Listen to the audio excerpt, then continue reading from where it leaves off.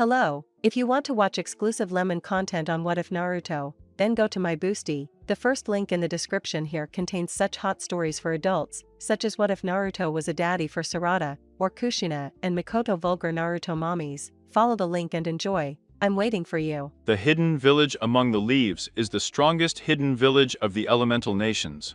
He has participated in the last 3 major shinobi wars. The village has produced countless shinobi of the highest quality. On the mountain overlooking the village, there are the inscribed faces of the 4 Hokages or shadows of fire. The leaders of the village over the years. The first Hokage, Esirama Senju, considered the god of the shinobi and considered by many the strongest shinobi of all time. Possessor of the legendary lineage Wood Element. The second face is that of the second Hokage, Tobirama Senju, a man known for being a genius and the fastest shinobi of his era.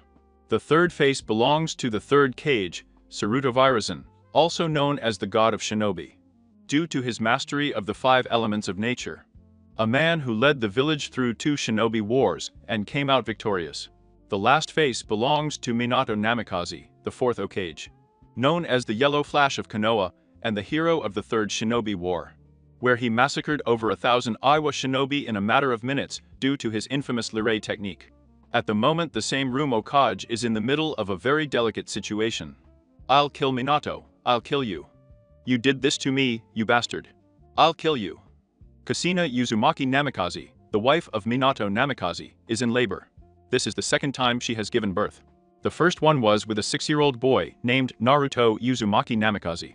He is a first-year student at the Shinobi Academy in Konoha. It's her first baby and she loved him very much. But now, 6 years later, she is giving birth to twins again. "Start pushing, Kushina. But everything will be fine. Don't push me, Namikaze. You did it. I'll kill you later." Minato was a fearless shinobi, but if there was one thing he was afraid of, it was his wife's unholy fury. The grip on his hand was already breaking his bones. Just a little more cooking, and the baby will come out, just one last push. Here you have a healthy boy and girl, the twins are fine. Thank God, ugh. How exciting, Minato said.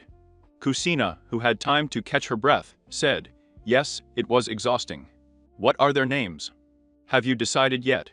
Minato turned to her and smiled. "Yes, Natsumi and Menma Uzumaki Namikaze are children." Biwako and her assistant wrapped the babies in towels and were about to hand them over to the mother when the silhouette of a figure appeared and cut their throats with a kune. Hearing the muffled scream, Minato turned to where the sound was coming from and was horrified to see what he saw. There, standing next to the corpses of Biwako and his assistant, was a masked man with Menma in his arms. "Minato Namikaze, stay away from the Hinchirikyo. If not, wait, calm down, please calm down." "Oh, but I'm completely calm." The masked man's hands were hovering over Menma's face when suddenly a cradle appeared and in his hands. Minato was very nervous. Who is this guy and what does he want? Why is he doing this? He thought. "My baby."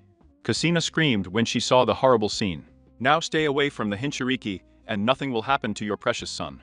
Seeing that they were not moving, the masked man threw Menma over him and jumped towards the baby with the crib and pointing at him. Seeing this, Minato used his superior speed and caught Menma even before the masked man caught up with him. Turning to where Kushina lay, she saw that the masked man had kidnapped her and left. Cursing, she took her 2 twins and teleported to her own safe house to prepare to rescue Kushina from the masked man. In the clearing outside the village, just outside the village, the masked man was preparing to invoke the Kyuubi. "Why are you doing this?" Kushina asked, tied up. "It's none of your business, since you're going to die soon." "Summoning jutsu," the masked man said. "Ah?" Kushina cried out, feeling an unbearable pain in her stomach where the sealed Kyuubi had been ripped out. A giant 9-tailed fox appeared after her. "Now, Kyuubi, you will be under my genjutsu, and I will use you to destroy this miserable village." "No," Kushina said in a weak voice, staggering to her feet. "That's to be expected from you Uzumaki, because of your big chakra. Therefore, I will use the same beast that was sealed inside of you." The Kyuubi raised its paw and attacked Kushina to tear it apart. Kushina closed her eyes, expecting the inevitable, but she didn't feel the claw as she stood up, safe and protected by strong hands. She opened her eyes and saw that Minato had rescued her before the claw could maim her. "You really live up to your nickname, Minato Namikaze."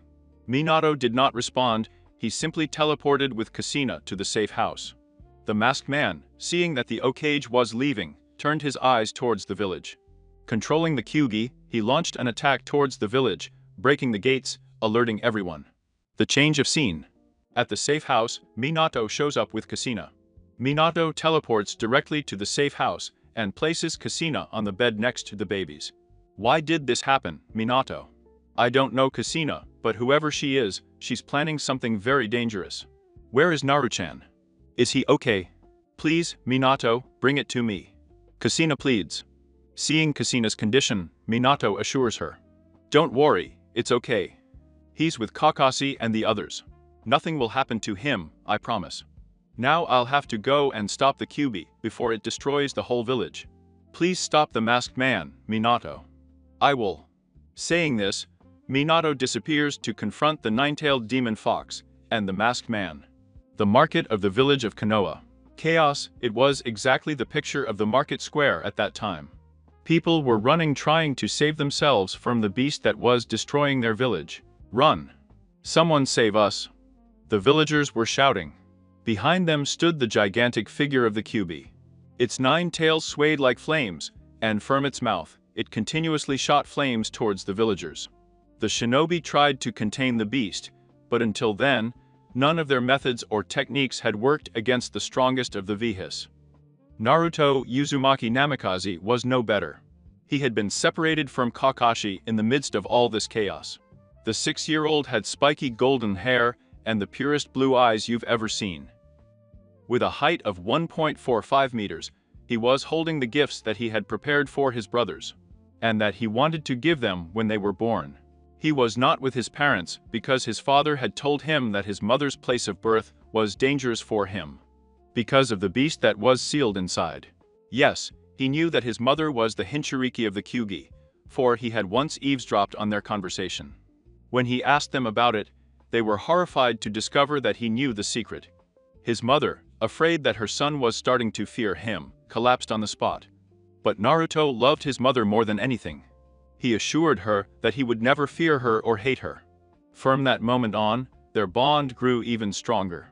But now, seeing the same beast that was supposed to be sealed inside her mother, roaming around the village and destroying her, she felt a surge of terror in her stomach.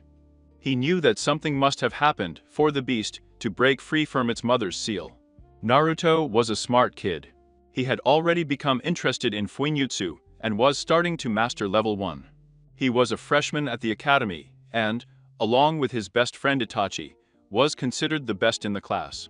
Many considered them prodigies. "Can you help someone, please?" When he heard the scream, he turned his head towards the origin of the sound. He saw a girl trying to remove the debris, as if trying to help someone trapped between them. He had black hair, just like those Uchiha. He ran quickly towards them. "What happened? Why are they here? You should come with everyone to the emergency room. My friend is in the rubble, I need to help her. I'm not leaving until I get out. Someone trapped in the rubble. It's hard to rescue anyone. Although the debris is not many, with something to anchor, the big rock can be pulled out. Think of something, Naruto. Use your head for once." Naruto thought. He quickly looked around for something to serve as an anchor. He saw a log lying next to the destroyed building. "Help me, we'll rescue her friend. Come with me." He followed Naruto towards the trunk. They both picked up the log and carried it towards the big rock. They placed it behind and pushed the other end.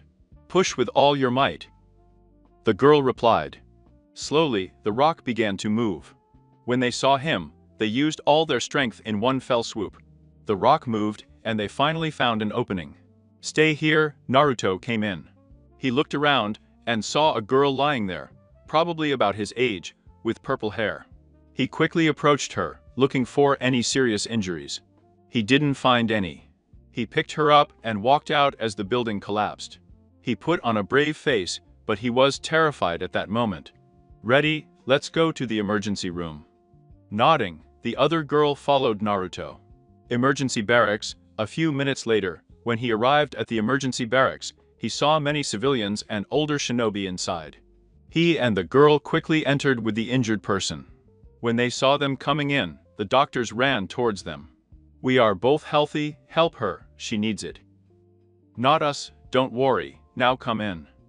Having said that, the doctors took the injured girl and began to heal her. Naruto. Hearing his voice, she turned her head and saw Itachi standing there. Itachi had the same jet black hair as his mother. With him, covered with a blanket, was his 2-week-old little brother Sasuke. "Thank God you're okay, Itachi. I was worried about you, buddy," he replied. He gave Naruto, and seeing his best friend safe relieved him. "I was worried about you too, and another friend of mine, but seeing that she is with you, I am also relieved to know that you are safe." Another friend. "Do you know the girl who was walking with me?" "Yes, I know her, she's a friend of the clan. His name is Izumi Uchiha." "So she's in Uchiha. I thought the same thing when I saw her hair, she has the same hair and facial features as the Uchiha." Walking towards the boy duo, Izumi said, "And Tachikin, I'm glad to see that you are safe, even Sasuke-chan is safe too. I feel very relieved." Seeing that, Itachi replied, "Yes, I'm glad to see that you are safe too. Meet my best friend, Naruto Uzumaki Namikaze." "Hi, my name is Naruto Uzumaki Namikaze, nice to meet you." "Nice to meet you too, Naruto-san. My name is Izumi Uchiha, and thank you for helping my friend Yugao, means a lot to me." "No problem, I was glad to have helped." Hearing the roar, they turned around and saw that the Kyugi was being attacked by a large toad. Naruto recognized the toad, as it was the invocation of his father, Gamabunta. He also saw another toad. He learned that his Jiraiya Oji was also helping his father. "Take it easy, guys. My dad has gone to face the Kyubi with Jiraiya Oji." Hearing it, everyone present felt relief and hope for the first time that night. With Minato, a few minutes earlier. Teleporting directly to the top of the Okage monument, he saw the giant beast wreaking havoc throughout the village. He silently prayed to whatever kami was up there for the safety of his eldest son, Naruto. "Naruto, please stay safe somewhere." Just as he was about to summon, the same masked man appeared before him. "Today Konoha will fall, Yondaime, you can't do anything. Why are you doing this? Who are you? Are you Madara?" Because only he could control the Kyubi like that. "Mom, who knows who I am? As for why I'm doing this, maybe it's for war, or maybe it's for peace." The masked man took some steel chains. Seeing them, Minato narrowed his eyes. "Then I have to stop you here." Saying that, Minato and the masked man lunged at each other. But, when Minato brandished his cradle and threw the man, he went through it as if it were transparent. So what? Before he could think of anything, the man threw his chains at him, narrowly dodging them. Minato created distance between them. What was that? How could I get through it? It may be one of his techniques. Damn it. I need to finish this quickly. He is strong, and I also need to stop the Kyubi. I have a plan. Reading himself, Minato formed a Rasengan in his right hand, and took one of his Ira Sinkyune in his left, and went towards the masked man. When he saw that they were approaching, he threw his crib and towards the man. As I expected the Kuna, and just go through the man. The masked man threw his chains towards Minato. Since he was millimeters away from Minato, Minato disappeared from his side. Before the masked man could understand what happened, Minato reappeared in Kuna and turned his body towards the man, and pushed his Rasengan on his back. There was a huge explosion, and Minato flew out of the place. He sat up quickly and looked at the man, wondering if he was at least injured. "You really live up to your name, Yondaime, but this is far from over, we will meet again." After saying this, the masked man disappeared. Seeing that the masked man had left, Minato headed towards the Kyubi. Upon reaching the clearing, he quickly formed some hand signals and hit the ground with the palm of his hand. Invocation Jutsu. "Minato, what's wrong? Why have you invoked me?" Gamabunta asked. "Help me defend myself from the Kyugi, who is attacking Konoha." "All right, let's go." The duo arrived at the place where the Kyugi was located, and saw that Sandaime and Hiraiya were trying to fight him, but without success. Gamabunta launched a powerful fire jutsu against the Kyugi. For the first time, the Kyubi had to dodge an attack. When the Kyuubi turned to where the attack was coming from, he saw that Gamabunta was standing, and over him, the Yondaime Okage was staring at him. Upon seeing them, a new hatred arose inside the Kyuubi. He launched his attack, Bijudama, against the Yondaime.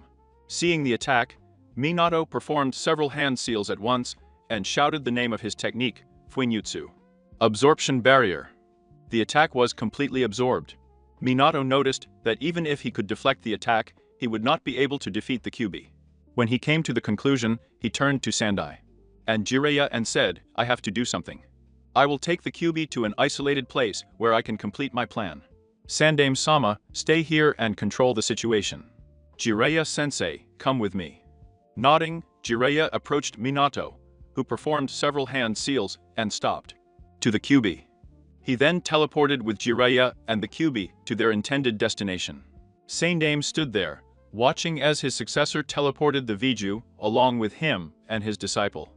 Addressing the rest of the forces, he instructed them to proceed. Outside Minato's safe house, appearing with the restrained Kyuubi, appearing near his shelter, where his newborn twins were, he told Gamabunta, Bunta, keep him tied up, I have a plan to stop him. Turning towards the shelter, he quickly teleported inside. When he entered, he saw Kushina fainted, and the babies asleep next to their mother. He knew that what he was about to do would later endanger him to the unholy wrath of his wife. But I had to do anything to stop the Kyuubi. He quickly took his children in his arms and teleported outside, praying that Kushina would understand and forgive him later. Appearing with the children, he quickly bought 2 sealing altars. Minato. What the hell are you doing? I'm going to seal the Q on 2 of my sons, Jiraiya. They will save us. Are you sure that's the only way? Yes, I am, Minato finished. He put his 2 sons on the altar and began to draw the seal. Kyuubi understood what the Yondaime was going to do. He was about to intervene when Gamabunta appeared in front of him and gave him a sketch in the face. Jiraiya also reached out to help his student.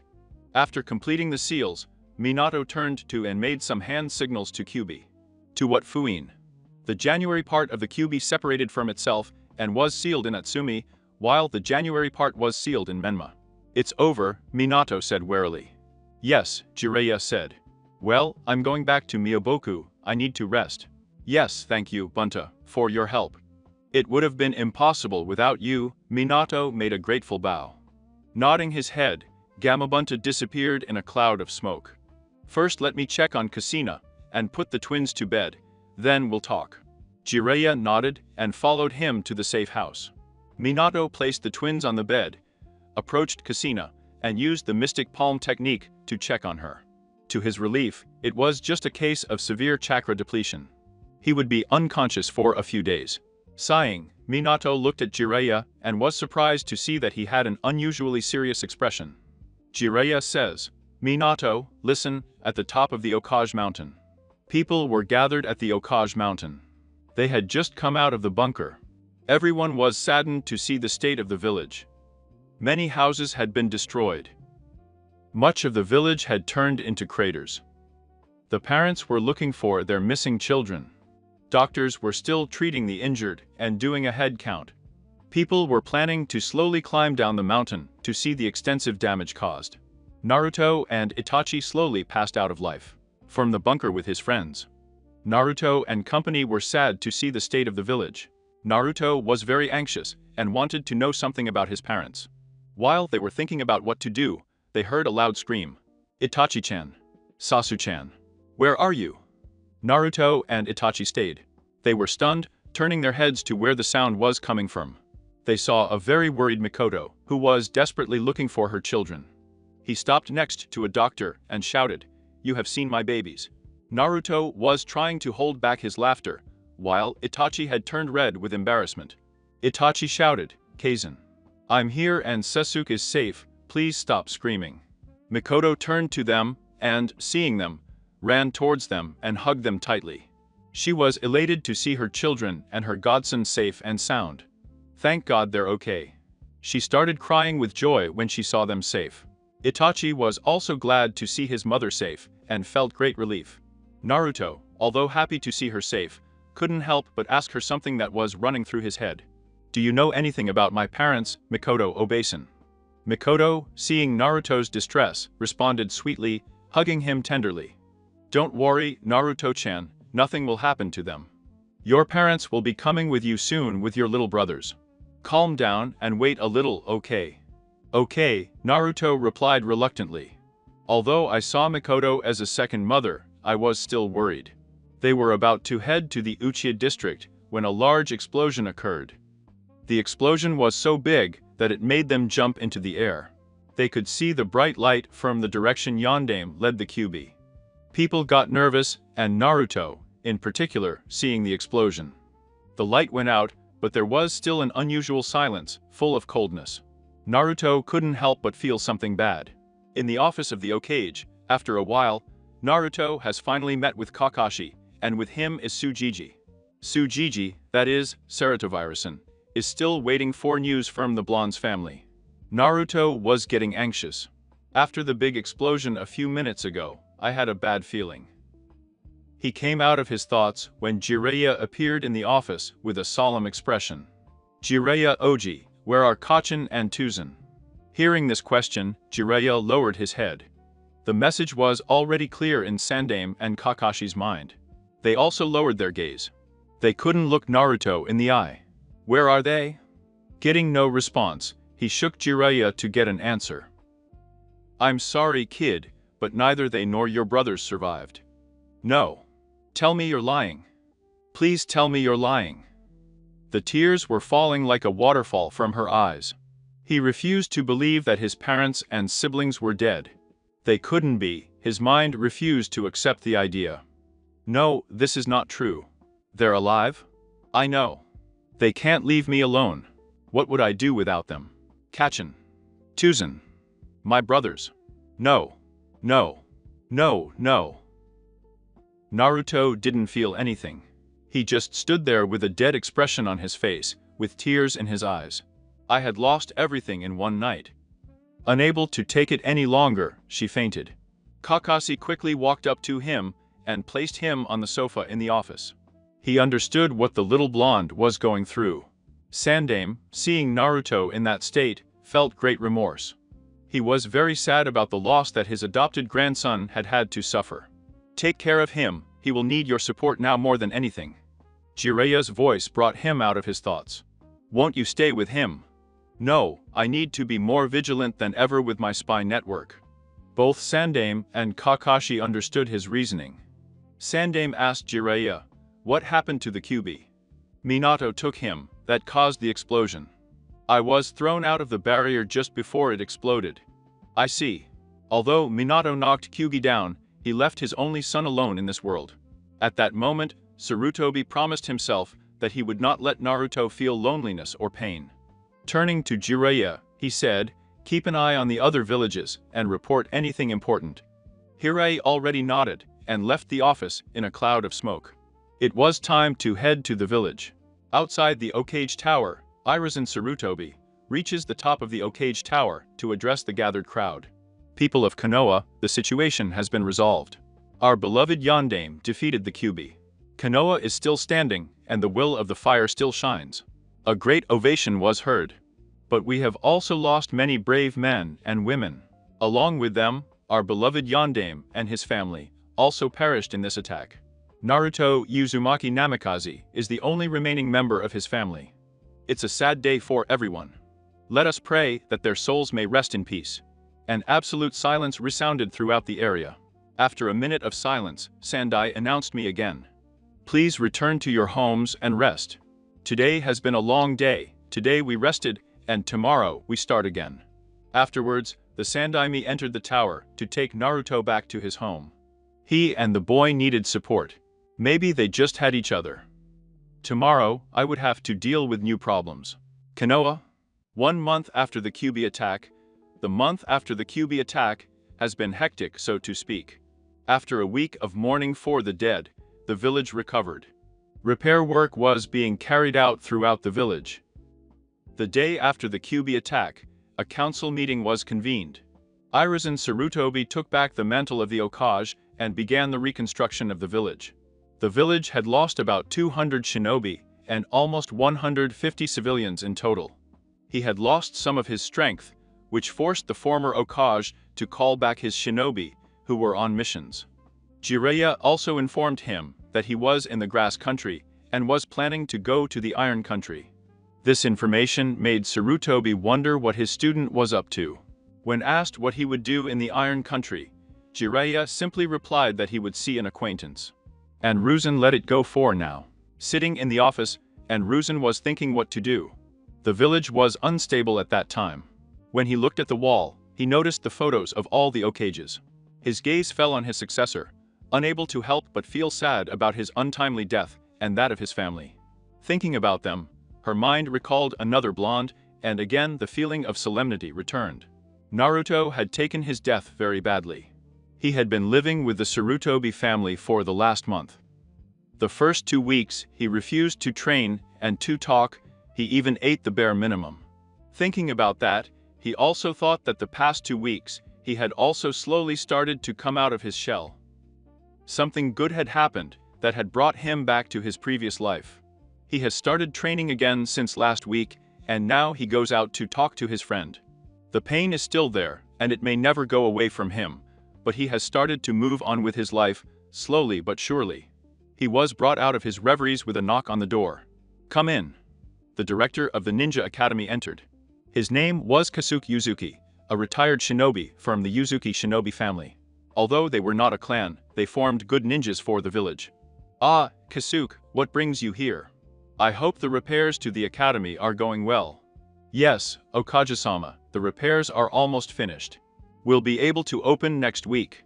In fact, I came to inform you." Hearing this, the Sandai smiled kindly at me. "This is certainly good news. Tell me, how is Yugao-chan doing? The death of his parents must have affected him." Kasuke smiled fondly at the old Okage and replied, "At first she was devastated, she refused to do anything. But I guess a friend came with a similar pain.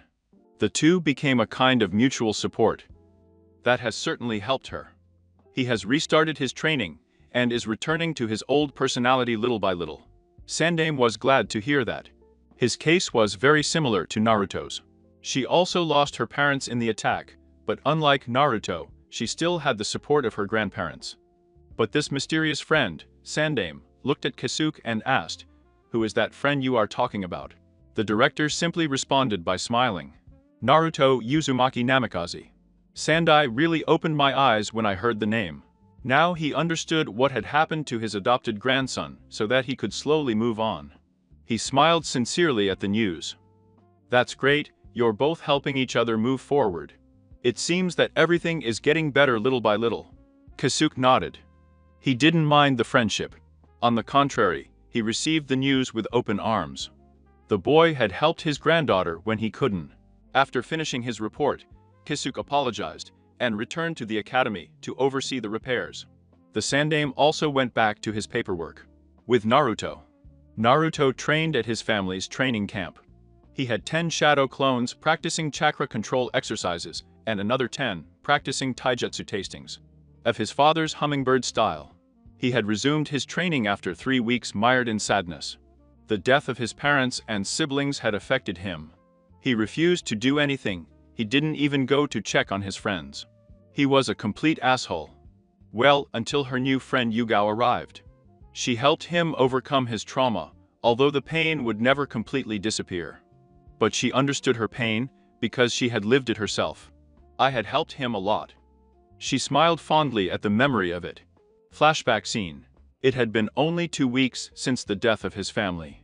The pain did not subside at all. I couldn't help but cry every time I remembered their faces. He had gone to the park today, the last place where he and his Kachan had spent some time together. He sat down on the bench and looked out at the lake with a dead expression. Her eyes didn't have the same light as they had 2 weeks ago. I was alone, completely alone. His whole family was gone. He couldn't help but get mad at Jirahila for at least not being there when he woke up. He knew the village needed him more than ever. He was a smart kid. At least he understood.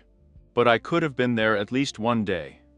Even without being present, I could have written to him once in the last 2 weeks. Naruto knew he had lost his precious student, but damn. He was her godson, for God's sake. A letter wouldn't hurt. The least I could do was assure him that I was there for him. But these were all melancholy thoughts of Naruto. That's why she refused to call him or Hisan, if she couldn't even be there to support him. He was grateful to Tsujiji, she was always there for him, she even let him stay with his family the last 2 weeks. They had helped him a lot. But the pain still wouldn't go away. Just thinking about his family brought tears to his eyes. She put him out of her thoughts when she heard someone crying. He tried to locate the origin by looking around. Seeing no one nearby, Naruto got up and followed the fountain. He went into the bushes and came to a clearing. There he saw a girl, about his age, sitting against a tree and crying. Taking a closer look, he recognized her as the same girl he saved from the attack. Approaching, Naruto asked, "Why are you crying?" She looked up and saw him. "It's none of your business." Naruto frowned upon hearing the answer, although it was rude, he let it pass thinking he was just sad. "Hey, sharing it can ease the pain." Naruto replied with a smile. "Nothing can ease the pain. Go away, I don't want to talk." "Maybe, but if you tell me about your pain, maybe I can help you." Seeing his insistence, the girl frowned. "Can you bring my parents back?" "No." "Then you can't help me. You don't know what it's like to lose your parents." But as she looked at him, she saw a sad smile on his face.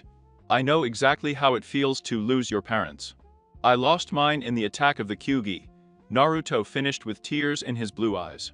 "I'm sorry, I shouldn't have said that, please forgive me." "There is nothing to forgive, you were sad, no problem." The girl was amazed to see the maturity of the boy. Naruto, on the other hand, thought that he himself was running away from reality. Does this pain ever go away? No, it doesn't disappear. So how can he be so strong? I don't know, sometimes I think about what my parents would have said. They both remained sitting in a peaceful silence, when Naruto said, "You know, you are the first person I talked to after the death of my parents. Talking to you made me think that my parents didn't want it to be like this, they would. To be happy." He ended up smiling. When she heard it, the girl fell silent. After a few moments, she replied, "You're right, my parents didn't want it to be like this. But I don't want to be alone," she answered solemnly. "You wouldn't be, I'll be there for you as a friend," she replied. Dio Naruto looking at her. "Friend? You'll be my friend?" "Sure, that's who we are, right? Yeah, we're friends." "Great. My name is Naruto Uzumaki Namikaze. Nice to meet you." Seeing his optimistic disposition, he smiled sincerely for the first time in 2 weeks. "My name is Yugo Uzuki, nice to meet you too, Naruto-san." "What's up with that, san? Call me Naruto." "All right, Naruto." They both remained sitting in the clearing in silence, enjoying each other's presence. End of the flashback. Remembering that scene brought a smile to Naruto's face. Since then, they have seen each other daily, and he and Yugao have become good friends. When she found out that he was Yandame's son, she was excited. He admired Naruto's mother and often asked her for her peace of mind. She also comforted him when he became sad when talking about his mother. Meanwhile, he also went to see Itachi. He asked for forgiveness for not having visited them earlier. Itachi said he was fine, and his mother, Mikoto, who was his mother's best friend, asked him to visit whenever he wanted. He told her that he was always welcome at her house. Naruto also thanked Tsujiji for helping him, which the old man downplayed. Naruto continued his training for the next week, where he even had his monthly training with Itachi.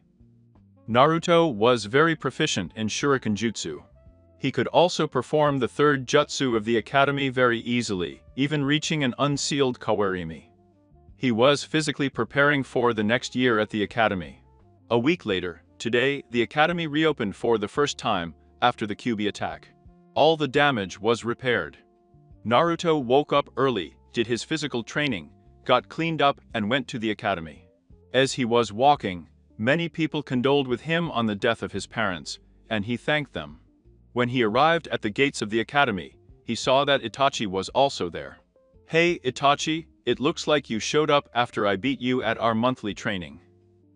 Ready to be the second best, dude. Hopefully, Naruto, we'll see who wins this year." "Yes, we will, Naruto replied with a confident smile, which Itachi also returned. Sitting in their seats, they waited for their sensei to arrive. All the healthy students came to the academy. He recognized Izumo and Katepsu, as well as Ayat. Naruto then started thinking about his elementary training, and turned his head towards his best friend. "Hey, Itachi, do you know your elementary affinities?" Itachi nodded at his question. "Yes, I know them." "What is it?" Naruto asked curiously. "I have two affinities, fire and lightning." Upon hearing this, Naruto became even more interested in testing their affinities. "Maybe Gigi will help me to discover them. I can't buy those chakra papers at the store before I turn 8. I'll ask him after class," he thought. He was still pondering his affinities when the door opened, and his sensei, Iq's, entered. "Good morning, class, glad to be back, and glad to see you all well. Oh, and Naruto, I'm sorry for your parents." Naruto gave a small smile to his sensei. Nodding, Iq's continued. "Okay, now. There will be other students joining us soon, due to Mata-sensei's death. Be kind to them and behave well. Now everyone outside, please come in." About 20 students came through the door. Naruto recognized some of them, mainly Izumi and Yugao. After introducing themselves, they took a seat. Yugao and Izumi approached Naruto and Itachi, and sat down on the bench in front of them. "Looks like we'll be together for the future, Itachi-kun, and nice to see you again, Naruto-san," Izumi said. Naruto made a gesture with his hand. "Please, just Naruto, any Itachi friend is my friend." Izumi nodded and smiled. Itachi also smiled slightly and, turning to Yugao, said, "Nice to meet you, Yugao-san. Izumi and Naruto have been talking a lot about you. I hope we can be friends." "Likewise, Itachi-san, and nice to meet you too." Seeing that their sensei had started the class, they kept silent and gave their full attention to the class. The classes were quite boring for Naruto, as he already knew what the teacher was teaching. But still, he paid attention. He didn't want to get into trouble. After hours of unbearable boredom, it was finally time for lunch. I was looking forward to the training session afterwards, as well as the taijutsu class. He took his lunch that the Sarutobi had given him. He had to thank them again later. "Are you coming for lunch? Let's go out and finish." Nodding, Itachi and company followed Naruto. "Naruto, what is your favorite branch of the shinobi arts?" "My favorite I would say is ninjutsu. I would also say fuinjutsu, although I have already started with it." Nodding, Yugao turned to Itachi. "And yours?" Itachi stopped eating and looked at her. "Mine is also ninjutsu, but I also like kenjutsu." "And yours, Yugao?" Naruto asked. "Mine is kenjutsu, but I would like to master ninjutsu as well." Naruto turned his head towards the last member of the group, who had remained silent the entire time. "What's your branch, Izumi?" Izumi hesitated for a moment, but finally answered, "I don't like ninjutsu, kenjutsu or tai. But I would like to be a combat medic, like Tsunade Senho." "Why did you hesitate to answer?" Naruto asked. "It's just that the Uchiha usually prefer ninjutsu or genjutsu, but I want to learn medical ninjutsu, so it's not very well seen. I thought you all would think so too." "They would do the same." "Nonsense, why would we do that? There's nothing wrong with your tastes," Naruto finished by smiling at Izumi. Itachi and Yugao also followed Naruto and smiled at him. Izumi was very happy to have friends like them. After lunch, the taijutsu session was going to start. All the students gathered around the teacher on the floor. "Well, we're doing sparring matches today. It would be random. First, Itachi Uchiha against Temoshiya." Itachi and the other guy positioned themselves and waited for their sensei to start the match. To Jaime. They both ran towards each other. Tama threw a punch in Itachi's face. Itachi stepped aside and gave him a circular kick in the face. He staggered to the side of the platform. Taking advantage of the opportunity, Itachi dealt him a brutal punch in the stomach that sent him out of the rink. Winner by knockout, Itachi Uchiha. Everyone started to applaud the black guy.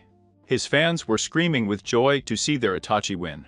Next match, Naruto Uzumaki Namikaze vs. Iruko Yuga. The guys entered the rink and stood facing each other. Ahem. Both boys stayed there. Naruto adopted the hummingbird-style taijutsu pose. Iruko adopted the soft fist posture. Naruto moved with a slow speed, typical of a chunin. He aimed at the sternum, but Iruko blocked the attack. Iruko counterattacked by hitting the tenketsu point in Naruto's right hand, leaving him motionless. Naruto used his agility to turn his body and throw a downward kick. The impact of the downward kick caused Iruko to fly into the air, almost falling out of the rink. Both boys stood up and looked at each other with piercing eyes. Naruto was at a disadvantage. This time, Iruko lunged at Naruto, who was waiting for him. Approaching Naruto, Iruko threw a punch to his stomach to close the tenketsu point. Naruto, seeing the attack, slipped away a little and received a blow on the side of the stomach. Taking advantage of this opportunity, Naruto dealt him a brutal kick to the abdomen. Iruko leaned forward in pain as Naruto delivered an acrobatic kick to the back of his head, causing him to fall face-first to the ground, knocking him unconscious. Everyone was amazed at the combat they witnessed. The teachers were very impressed by Naruto's victory over a Hyuga in the taijutsu combat. And cues shouted, "Winner by knockout, Naruto Uzumaki Namikaze." Everyone applauded Naruto, who was posing with a shy smile. Iruko got up and walked over to Naruto. "It was a good fight, Uzumaki-san." "Of course I do. And please, call me Naruto, let's train again from time to time." Naruto smiled. Iruko nodded at the affirmation. "Sure, be prepared to lose next time." "We'll see, Iruko." Both made the gesture of reconciliation and left the rink. Yugao and Izumi also won their combat rounds. All in all, it was a good day for Naruto. At the end of the classes, he quickly thanked his teachers and left. He told his friends that he needed to meet with the Hokage, so he would not be able to go with them. They understood and said goodbye. When he arrived at the Hokage Tower, he was greeted by his father's secretary, Misa-san. When he saw Naruto, he smiled sadly. "Naruto-kun, I am so sorry for what you are going through. You must miss them so much. I know it's painful, but hang in there or here. If you ever need anything, don't hesitate to tell me." Hearing that, Naruto gave her a kind smile. She thanked him and went to see her Jiji. In his office, Irizen Sarutobi was dealing with paperwork, the nightmare of all cages. Damn paperwork. There's no end to it. I hate you, my natural, for leaving me with this shit. He came out of his thoughts when the office door suddenly opened and Naruto entered. Seeing his adopted grandson, Irizen's mood improved a little. "Naruto, my son, what are you doing here? And how was your day at the academy?" "Okay, Jiji. As for why I'm here, I want to learn what my nature affinities are." And Ruzen opened his eyes wide. No one so young wanted to learn elementary affinities. For God's sake, I was 6 years old. "Why, Naruto-kun, do you want to learn your elementary affinities so soon?" "I want to train them. I don't want to be weak anymore. I will never lose anyone dear again." Hearing his words, and seeing the resolve in his eyes, Irizen finally gave in. He took out a chakra paper from his drawer and gave it to Naruto. "Channel your chakra through paper, Naruto-kun. I hope you know what happens next." Naruto nodded. "Yes, fire turns to ash, water is absorbed, lightning crumples into a ball, the earth turns to dust, and the wind splits in half." "All right, Naruto-kun, now channel your chakra, and let's see what you've achieved." Naruto channeled his chakra as he had been told, but what happened surprised them both. The paper was split into 4 parts. One got soaked, the other turned to dust, another crumpled, and the last turned to ash. What the hell happened? Did I do something wrong? Impossible. 5 affinities. How? Sigh, it looks like Naruto-kun has a lot of surprises. These were the thoughts that haunted the minds of both. Did I do something wrong? No, Naruto-kun, you didn't. It seems that you have the 5 elementary affinities. Hearing that, Naruto lit up. Great? I knew it was great. The Sandai chuckled to me when I saw the kids' enthusiasm. Mom, maybe Naruto-kun also has some Kik and Genkai. We'll have to wait and see, the old Hokage mused. Naruto was still very excited about possessing 5 affinities. Wow, Jiji. I have 5 affinities. It's great. Seeing the boy's enthusiasm, the Hokage couldn't help but chuckle. Irizen took a book off the shelf and handed it to Naruto. Naruto-kun, it's great that you have 5 affinities, but you have to try just as hard to master them all. Nodding, Naruto said, I promise you, Gigi, I will master them all. The Hokage knew that he could achieve it by seeing the determination on the young man's face. After talking some more with Sandaime, Naruto headed to the Sarutobi mansion to rest. After leaving the office, the Hokage motioned to his guards to leave him alone with the stranger who had just entered. The guards did not perceive the intruder, but Irisen did. Neither he nor the Zombu noticed it. The old Hokage lit his pipe and inhaled. Yeah, they didn't notice it, but it was tiny. Yes, that's right. Now, what do you want to do, Hokage-sama? It would be excellent if you own the Kik and Henkai. Sandai nodded at me. Yes, he's right. But for now we leave it. Only with time we will know if it will unlock it or not. Nodding, the intruder said. Very well, Hokage-sama, with your permission. Stand down, Commander Ambu Dragon. Commander and, now identified, left the room, which now contained only the Hokage. Irisen was about to return home when his secretary came in with piles of papers. Upon seeing them, Irisen Sarutobi, the shinobi god, looked at the portrait of his successor. Damn you, Minato Oro. 6 months later, North Konoha Forest. It had been 6 months since Naruto discovered that he had 5 affinities. After finding out, the next day he began to try to dominate them. Thanks to his huge chakra reserves, like Uzumaki, he could create up to 20 Kagebunshin easily. His mother had taught him Kagebunsin on his 5th birthday. It took about an hour to learn rank a Kinjutsu. He mastered each of its elements at a beginner level after 6 months of training. He could perform D-rank jutsus for each element. His fire, earth and wind skills were more developed than those of water and lightning. He had told only Yugao and Itachi about his affinities. They were both surprised to hear it, but decided to improve so as not to be left behind. Itachi had also unlocked his Sharingan, being the youngest to achieve it. He began training with his father to control the Sharingan and learn its techniques. On the other hand, Naruto and Yugao started to join the training sessions. Yugao improved his Kenjutsu and also started learning ninjutsu. He discovered that he had affinities with water and lightning, something quite unusual. Naruto has also made new friends and rivals. Iruko had challenged him in taijutsu bouts on multiple occasions over the past 6 months. They were tied in wins and losses, with 15 wins each. They have also become good friends over the past few months, and he officially joined their circle of friends by meeting Itachi, Izumi and Yugao. All 5 were the best in the class. He and Itachi occupied the first place and Iruko the second. On the other hand, Yugao was the best kunoichi, with Izumi in second place. Today, he and Yugao were in the North Forest of Konoha, training and chatting. Yugao was not allowed to leave the village, and Sandaime always kept a close eye on him. So today, they decided to reveal themselves a little. They were both sitting under a tree and chatting. They both shared stories that they thought were funny from when they trained alone. But the tranquility of the place made Naruto a little uneasy. Normally, this part of the forest was full of birds, and singing was common in this part of the forest. But it was unusually quiet today. Something is wrong here, it's unusually quiet, he recalled Tsujiji's teachings on stealth. The birds are present, he thought, looking towards the canary that was sitting on the tree branch in front of him. This made him even more suspicious. His mind was working at 100 miles per hour. The bird is calm, he does not sing at all. Gigi said that this happens when he is afraid of something or someone. We have done nothing to justify such a reaction. So that means that someone else besides us is present here right now. After reaching this conclusion, he looked around the area, trying to locate the person. Looking frantically, he caught a slight movement in the branches that were not far away.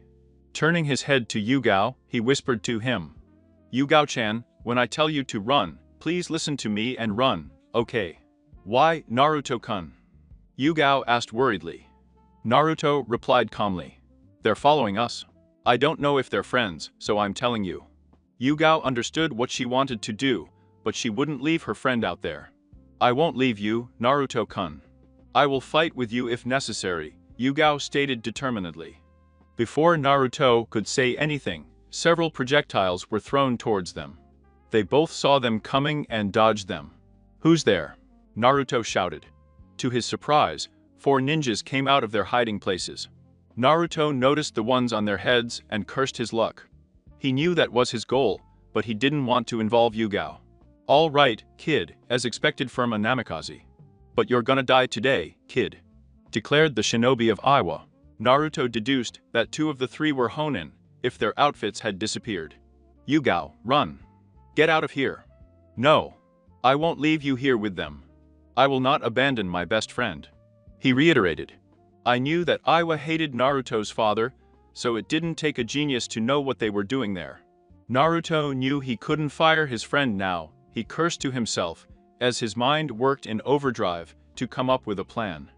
There are 4 of them, 2 Honin and 2 Chunin. I have to face the Honin, but I can't beat them. But we still have a chance, as I'm sure they will underestimate us, so we can still surprise them with our traps and skills. "Mom, we are close to the village, so if I release a large amount of chakra, the sensory ambu would detect it and come to check it. It would take about 15 or 20 minutes to arrive, so we have to entertain them during that time." "All right, Yugao, stay close to me. Let's face them." Yugao nodded and took out his Goken. Naruto took out the pair of kunai he always carries and held them with his hands reversed. "Don't worry, you're so confident. Do you think you can handle the 4 of us by yourself, boy?" Naruto did not respond, but remained there quietly. The leader of the group said, "Very well. Attack and kill them." The 2 Chunins ran towards the boy. Seeing them coming, Naruto and Yugao also ran towards them. The Chunins clearly underestimated them. When the Chunin brandished his sword at Naruto, he simply disappeared in front of him. Naruto had used his Shunsin to appear behind the Chunin and pierce his throat with his kunai. Yugao also surprised his enemy with his Boken abilities and knocked him unconscious. But Naruto had killed his first victim. His mind was disoriented. He calmed down quickly and looked at the remaining 2. "We have underestimated you, brats. Take this." They turned to the hand seals and said, "Water style. Water pistol." Naruto made the hand seals and said, "Katten. Great fireball huts." A huge fireball came out of Naruto's mouth and intercepted the water guns. It created steam, and when it dissipated, the Honin of Iwa noticed that the children were gone. Cursing, they began to look for them. With Naruto and Yugao had been hiding well. Naruto was having a nervous breakdown. "I had ended a life just a few minutes ago." Seeing her friend's distress, Yugao asked, "Naruto, are you okay?" "No, Yugao, I'm not okay. How could I be? I just killed someone. I know they are murderers and what they do. They do bad things, but I'm a murderer." Naruto shouted in a whisper. "Naruto, you're not. They were going to kill us, you just saved yourself, and me too." Naruto was still mumbling nervously. Slap. "Naruto Namikaze Uzumaki, you are not a murderer. You are my best friend and a hero. That's what you're made of. Now go back to the way it was before, or I'll beat you," Yugao declared. Hearing her, Naruto calmed down. "Thank you, Yugao-chan. It's always good to have you by my side. Now let's focus on our current problem." What Naruto didn't notice was the blush on Yugao's face and his cow-like muttering. Naruto came up with a plan, looked at her and told her. With the Iwa shinobi, both shinobi were constantly looking for the children.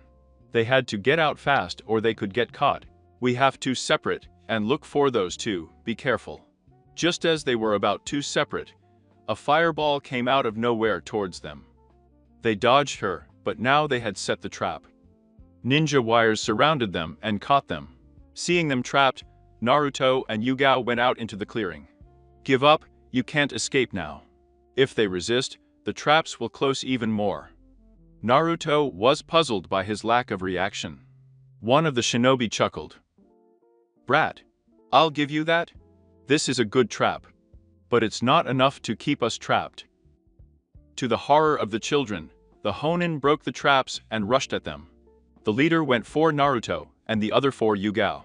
"Give up, kid, it's over." Naruto cursed to himself, pulled out his kunai, and lunged towards the Honin, hoping his new plan would work.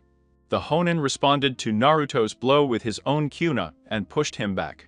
Naruto made a tiger stamp and said, "Fire style. Great fireball jutsu. Earth style. Wall of earth." The fireball hit the earthen wall, collapsing it. The Honen was amazed by the power of the jutsu. As he was getting his bearings, he listened. Wind style. Palm gale. A kyune was thrown at him, using the jutsu at a tremendous speed. He was able to move his face to the side, just in time when the kyune grazed his cheek, causing a deep cut. He frowned at the boy. "You've already done it, brat." He made some signs with his hands and said, "Earth style, earth-destroying jutsu." He hit the ground with his hand, and a small cannon was formed that was heading towards Naruto at a tremendous speed. Naruto had little time to react. He jumped to dodge it, but then he heard, "Earth style. Mud tentacles." Soon, mud tentacles emerged from the ground and captured him. I knew I had lost due to lack of experience. Naruto cursed to himself when he heard the Honen's petulant voice. "You did good, kid, but it's over.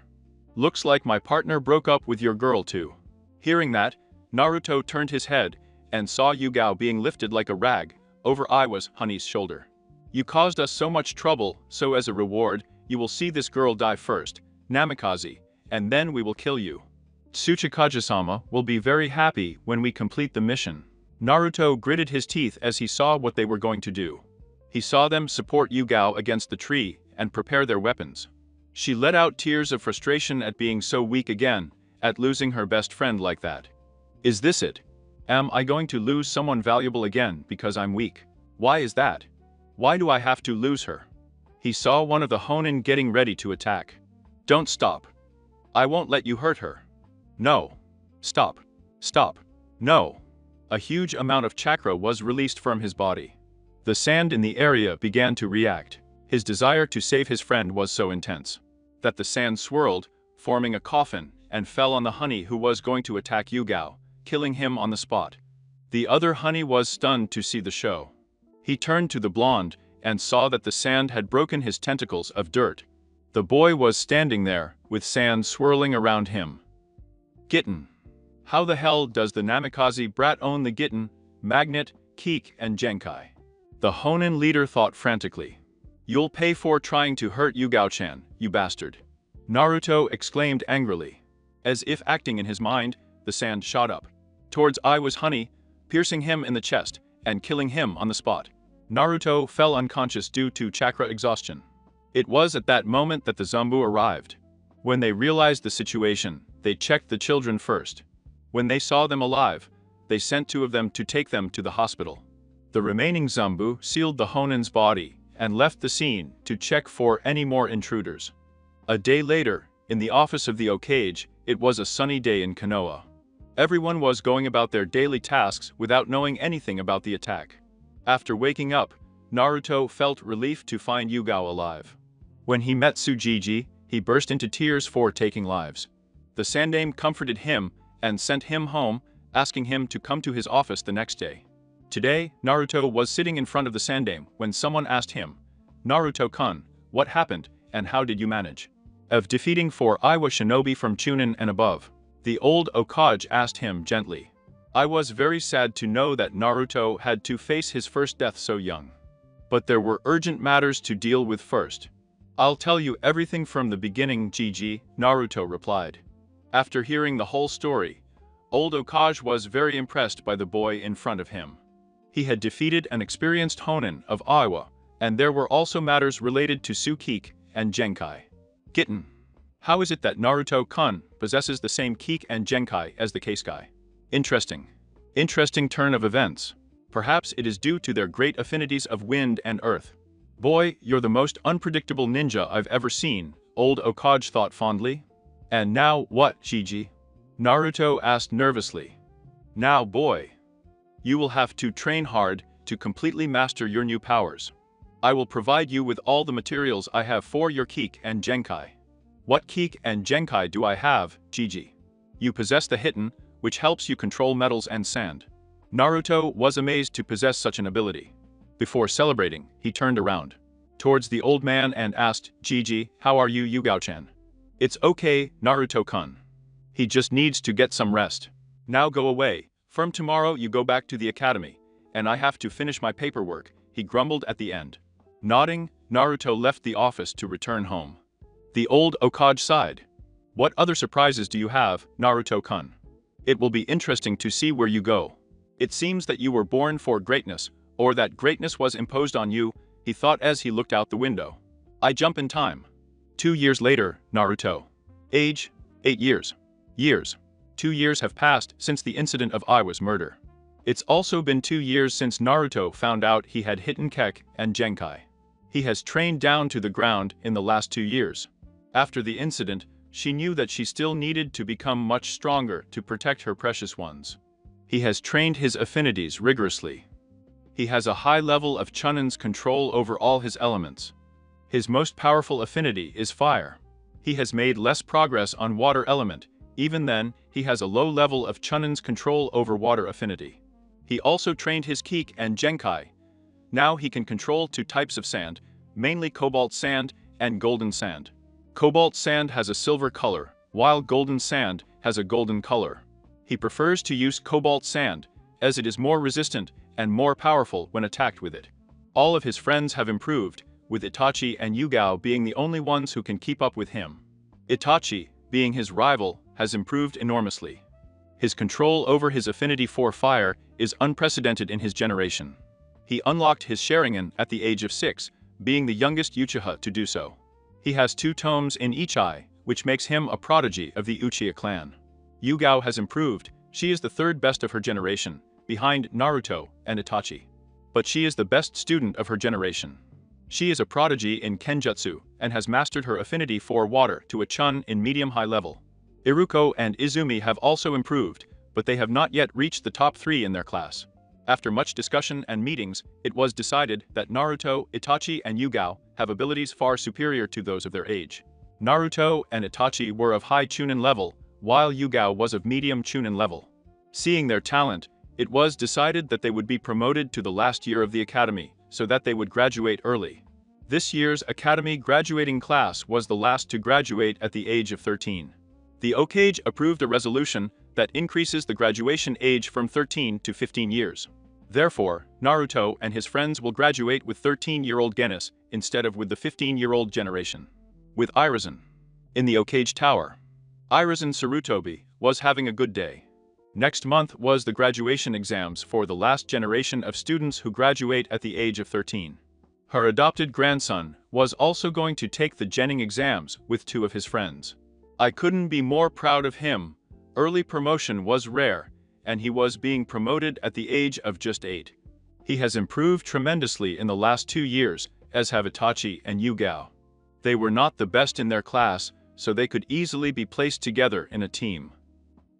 They would be a great team. They already had a Chun level at medium-high. Irizen felt a shiver of excitement up his spine at the thought of the monsters these 3 would become when they grew up.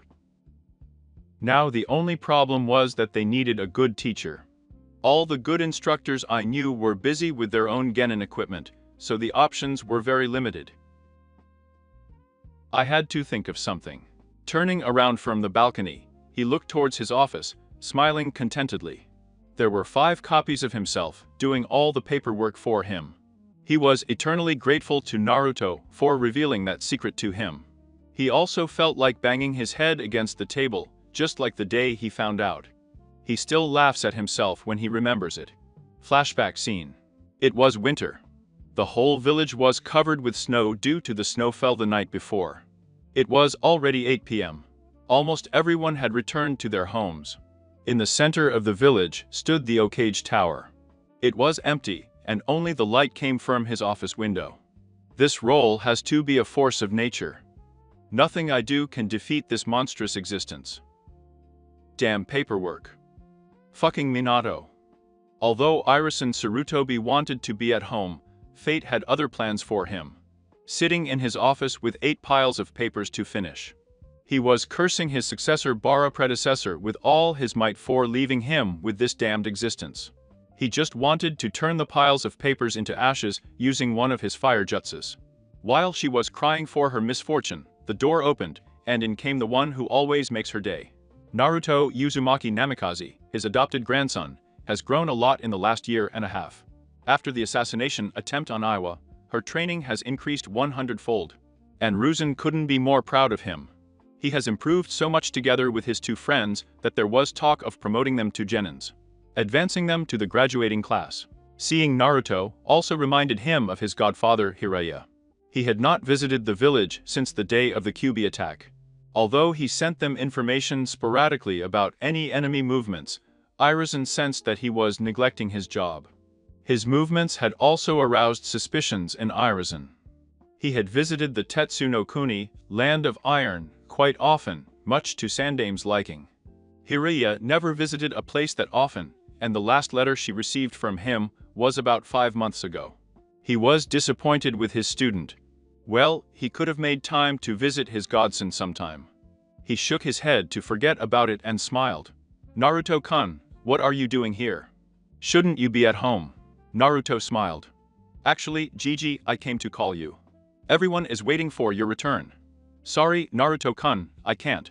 To leave without finishing this paperwork, the old man replied, looking disdainfully at the stacks of papers. Naruto, hearing this, was confused. Why doesn't Tsujiji use the Kajibun Sin to do the paperwork? He looked at the old Okage and asked, Gigi, why don't you use the Kajibun Sin to finish the paperwork? Hearing that, Hiruzen was paralyzed. Why hadn't he thought of that? Damn, it was the Okage. Old Okage opened his drawer and took out a paper with the inscription "Crush here." The old man placed it on the table and started hitting his head. Seeing this, Naruto couldn't stop laughing and rolled on the floor. Cough, and Ruzin pretended to cough to get Naruto's attention. When Naruto looked up, he said, Thank you, Naruto-kun, you don't know what you've done. Wait outside, I'll meet you in a minute. Nodding, Naruto walked out. And Ruzin got up. He walked over the table, made the sign of the ram, and 5 Kajibunsen appeared.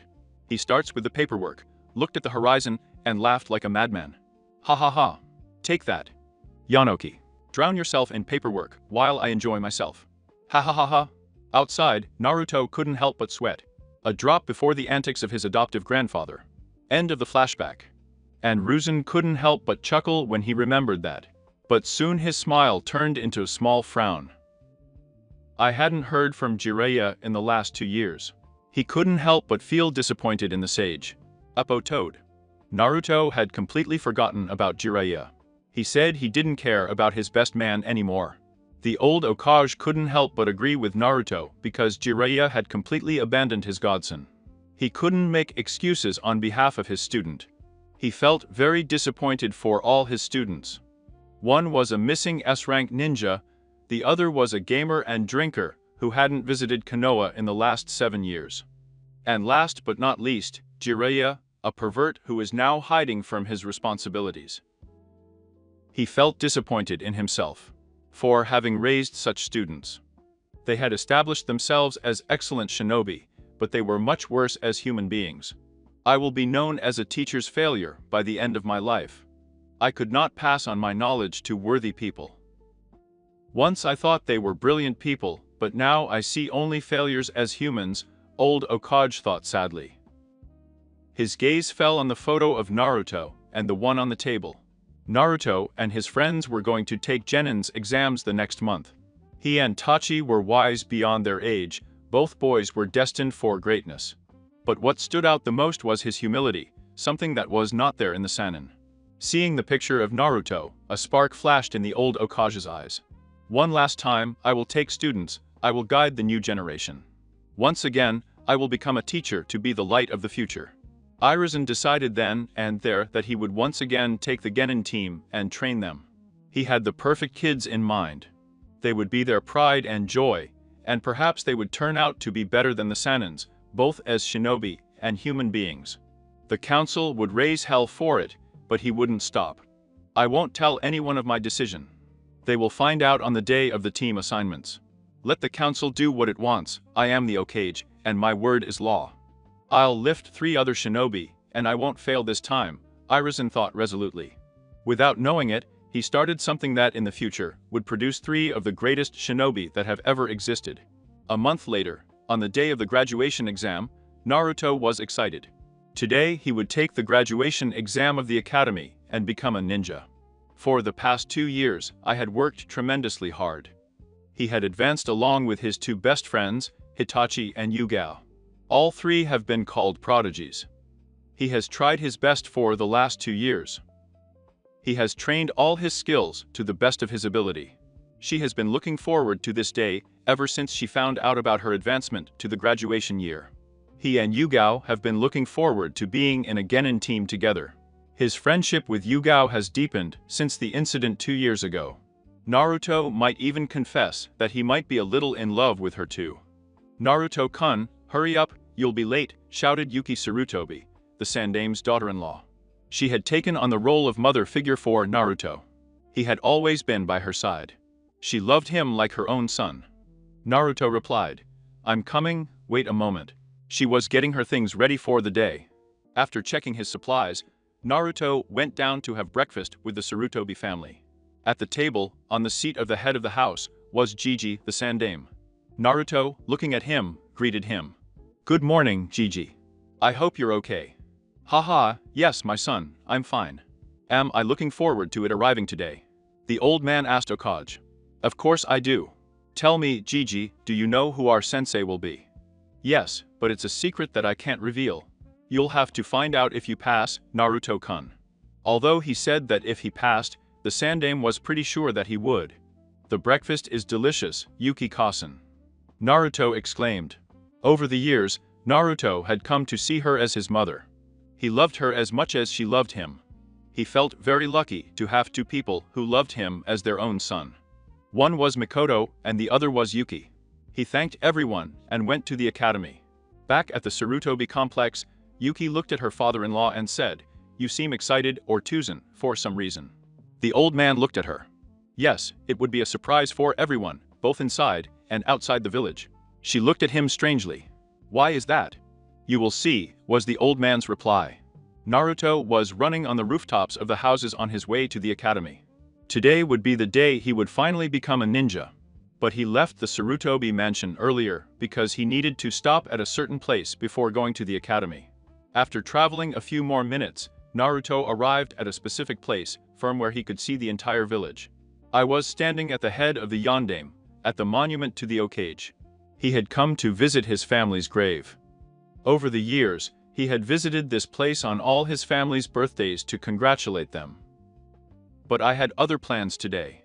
He placed the white chrysanthemums on his family's graves. He knelt down near the first grave, his father's. Naruto started. "Hi, Tuzan.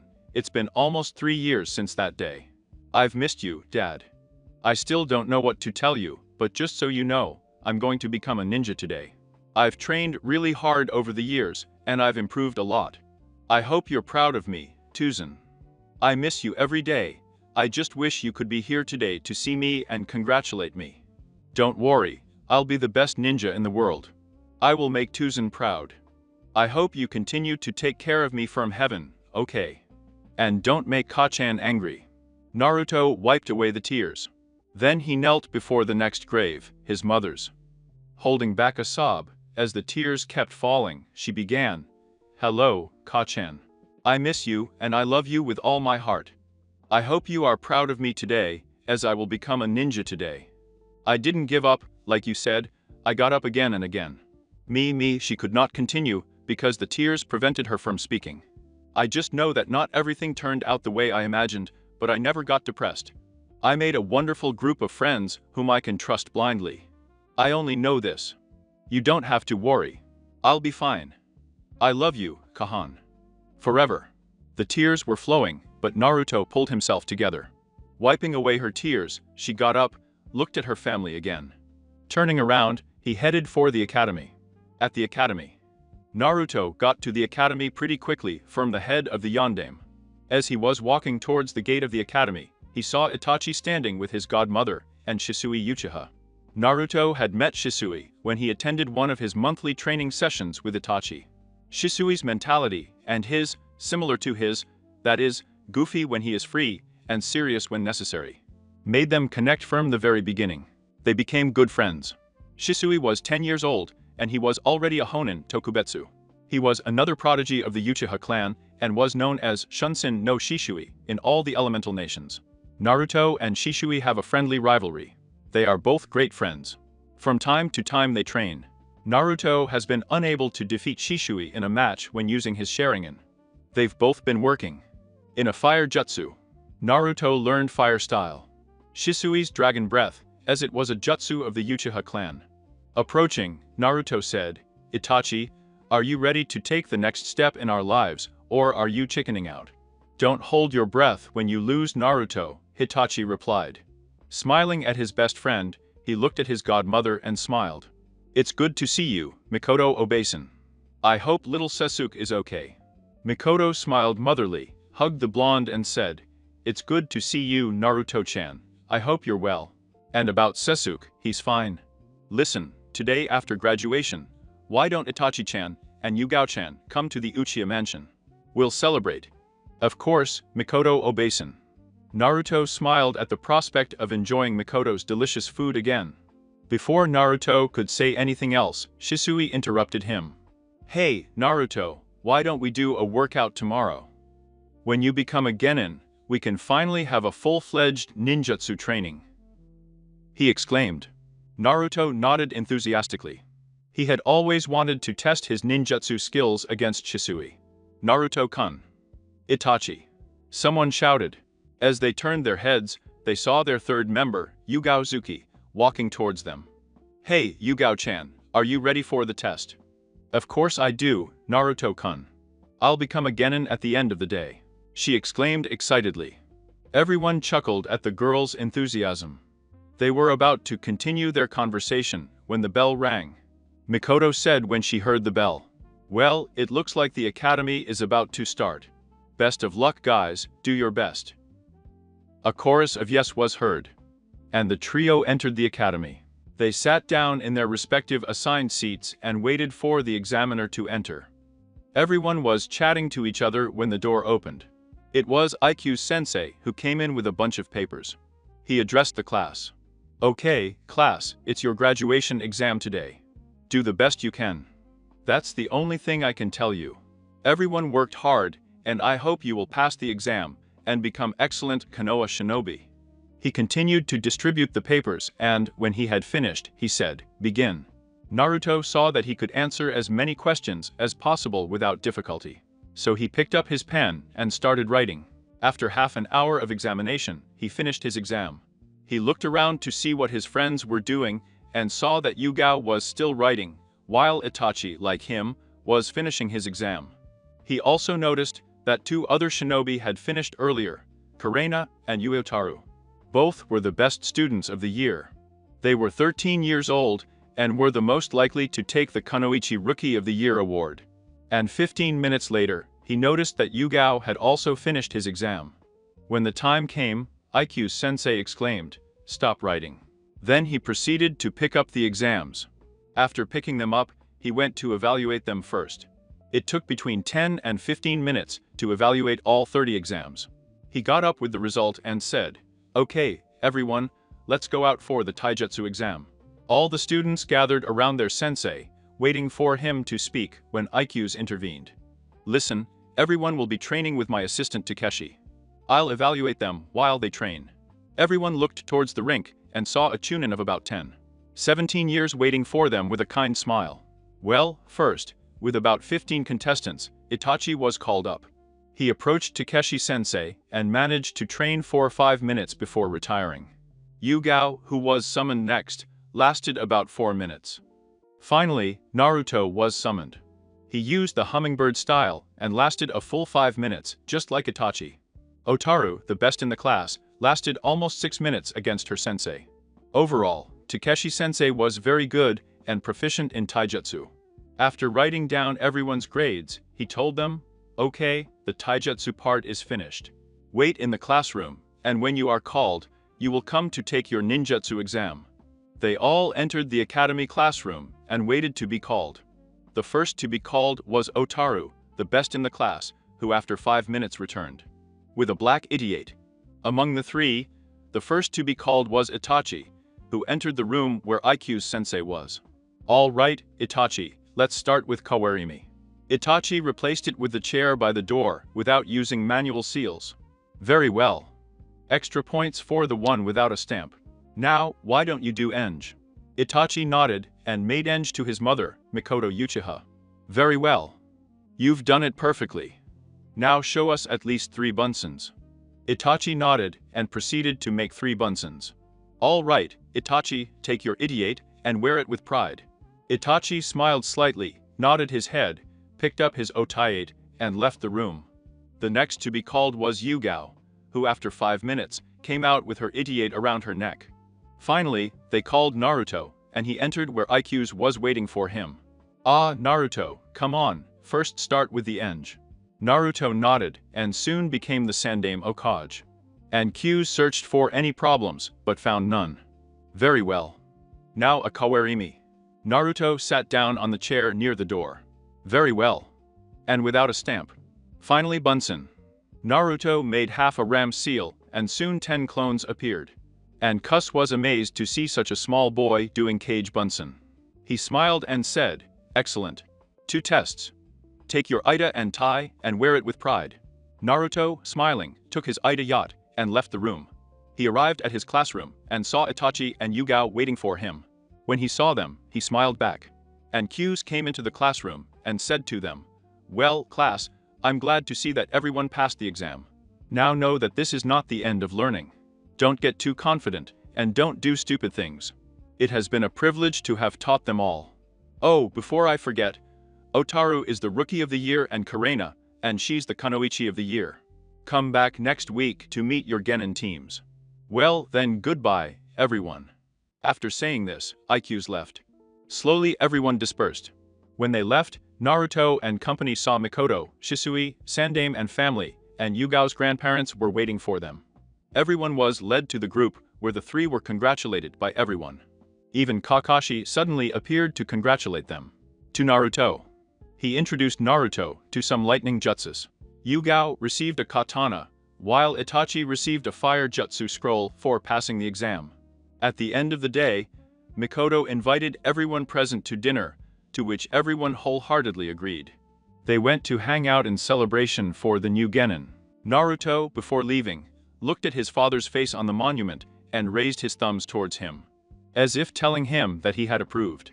Seeing that, everyone smiled. They knew that this group of shinobi would be big in the near future.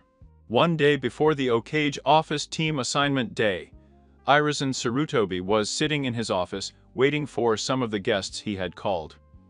His working day was already over. I was looking forward to the next day. After all, I was going to hire a new Genin team. I just needed to solve some issues, and I would be ready for the new job. I was hoping to be successful with this new generation of students. His previous generation was a complete failure in many ways. His first student, Orochimaru, was a missing S-class ninja from the village. He still remembered their first meeting. He was a quiet but kind boy and very talented. His talent made him ignore his other 2 students a bit and teach him. But, unfortunately, he fell into obscurity and devoted himself to experimenting with living beings, mainly with small children. When she confronted him, she was unable to stop him, forcing him to escape. He had already promised himself that the next time he saw Orochimaru, he would be killed. His next student, Tsunade Senhu, was a gambler and drunk. She wanders through the elemental nations plunged in sadness. He has condemned Okage's post for all the misfortunes he has faced. Moving around, wasting all his money, and getting into debt. He let her leave the village so that, after a while of calm, she would return. I wanted her to continue at least as a doctor in the hospital. But, apparently, he has decided never to return. Even in times of crisis, you can't count on her. She has already decided that, if the time comes, she will withdraw her free pass, and if she refuses to return, he will mark her as a missing ninja. Last but not least, Jiraiya, who has not provided any meaningful information in the last 3 years, has completely disappeared from the face of the earth. All the Zambu you sent to contact him have returned empty-handed. He was especially angry that Jiraiya hadn't even visited his godson in the last 3 years when he needed his support the most. He was shirking his obligations as usual. Old Okage was remembering his failures when there was a knock at the door. He resolved his thoughts and said, "Come in." When I opened the door, 5 people came in. The first was Pineapple Head, which gave off an aura of laziness. It was Commander Honen Shikakunara. The second was an Ambu with a Gepardo mask. It was his Commander Ambu. The last 3 were his advisors and former colleagues. Koru Tatane, Omura Mito, and, last but not least, Danzo Shimura. The last 3 were his old companions from the time of Nidame. Welcome everyone, thanks for coming on such short notice. I have a matter to discuss with you about the team tasks for tomorrow. Well, more about my decision on this. When they heard the old Okage, everyone was confused. Danzo asked, "What are you trying to say, Irizen?" Looking at his partner, Sandai continued me. Danzo, I'm accepting 3 new students this year. More precisely, I'm going to accept another Genin team. A new Team 7. The reaction of the former Okage was as expected. Everyone was speechless at the announcement of the Okage. Danzo, who controlled his emotions better, only opened his one eye a little. Even he did not expect this situation. Irizen, you're not serious. The village needs you right now. Without you, everything will get out of control. Also, aren't you too old to be part of a Genin team? Koru asked. Hearing the old man's comment, Sandame felt dejected. Holding back the emotion, he replied, "No, Koru, I'm not that old. And as for my homework, that's why I called Shikaku. He will be in charge of assigning missions to our shinobi. He's not slacking off anymore. He will assume the responsibilities that correspond to Commander Honen." Shikaku lowered his head, depressed. Now he could not devote his time to observing the clouds. Sandai continued to me. Cheta and Shikaku will work together on the Ambu missions.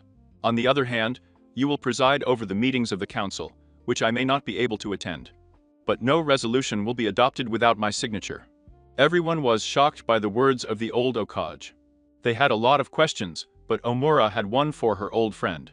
And Lucen, why? Sandai closed his eyes to me, and, after a few seconds, opened them. Everyone perceived emotions such as failure and sadness. The veteran replied, "I have failed, old friend, I failed with my last 3 students. They didn't come even remotely close to what I expected them to be. They became great shinobi thanks to their abilities, but none of them became what I wanted. Good people. One is a criminal, another a gambler and a drunkard, and the last is a depraved pervert, running away from his responsibilities." Then everyone saw new emotions in the eyes of their former leader. Hope and determination. Sandai continued to me. But now I want to do the right thing. With these 3, I want to make amends for my mistakes, and I hope I can finally pass on all my knowledge to you, helping you achieve your dreams. These children will be my legacy, they will be the heirs of the will of fire. They will be the future, he concluded with determination. Everyone, except Danzo, smiled at the desire and dream of his Okage. Omura said, "All right, old friend, we will support you. I hope they have become your true legacy.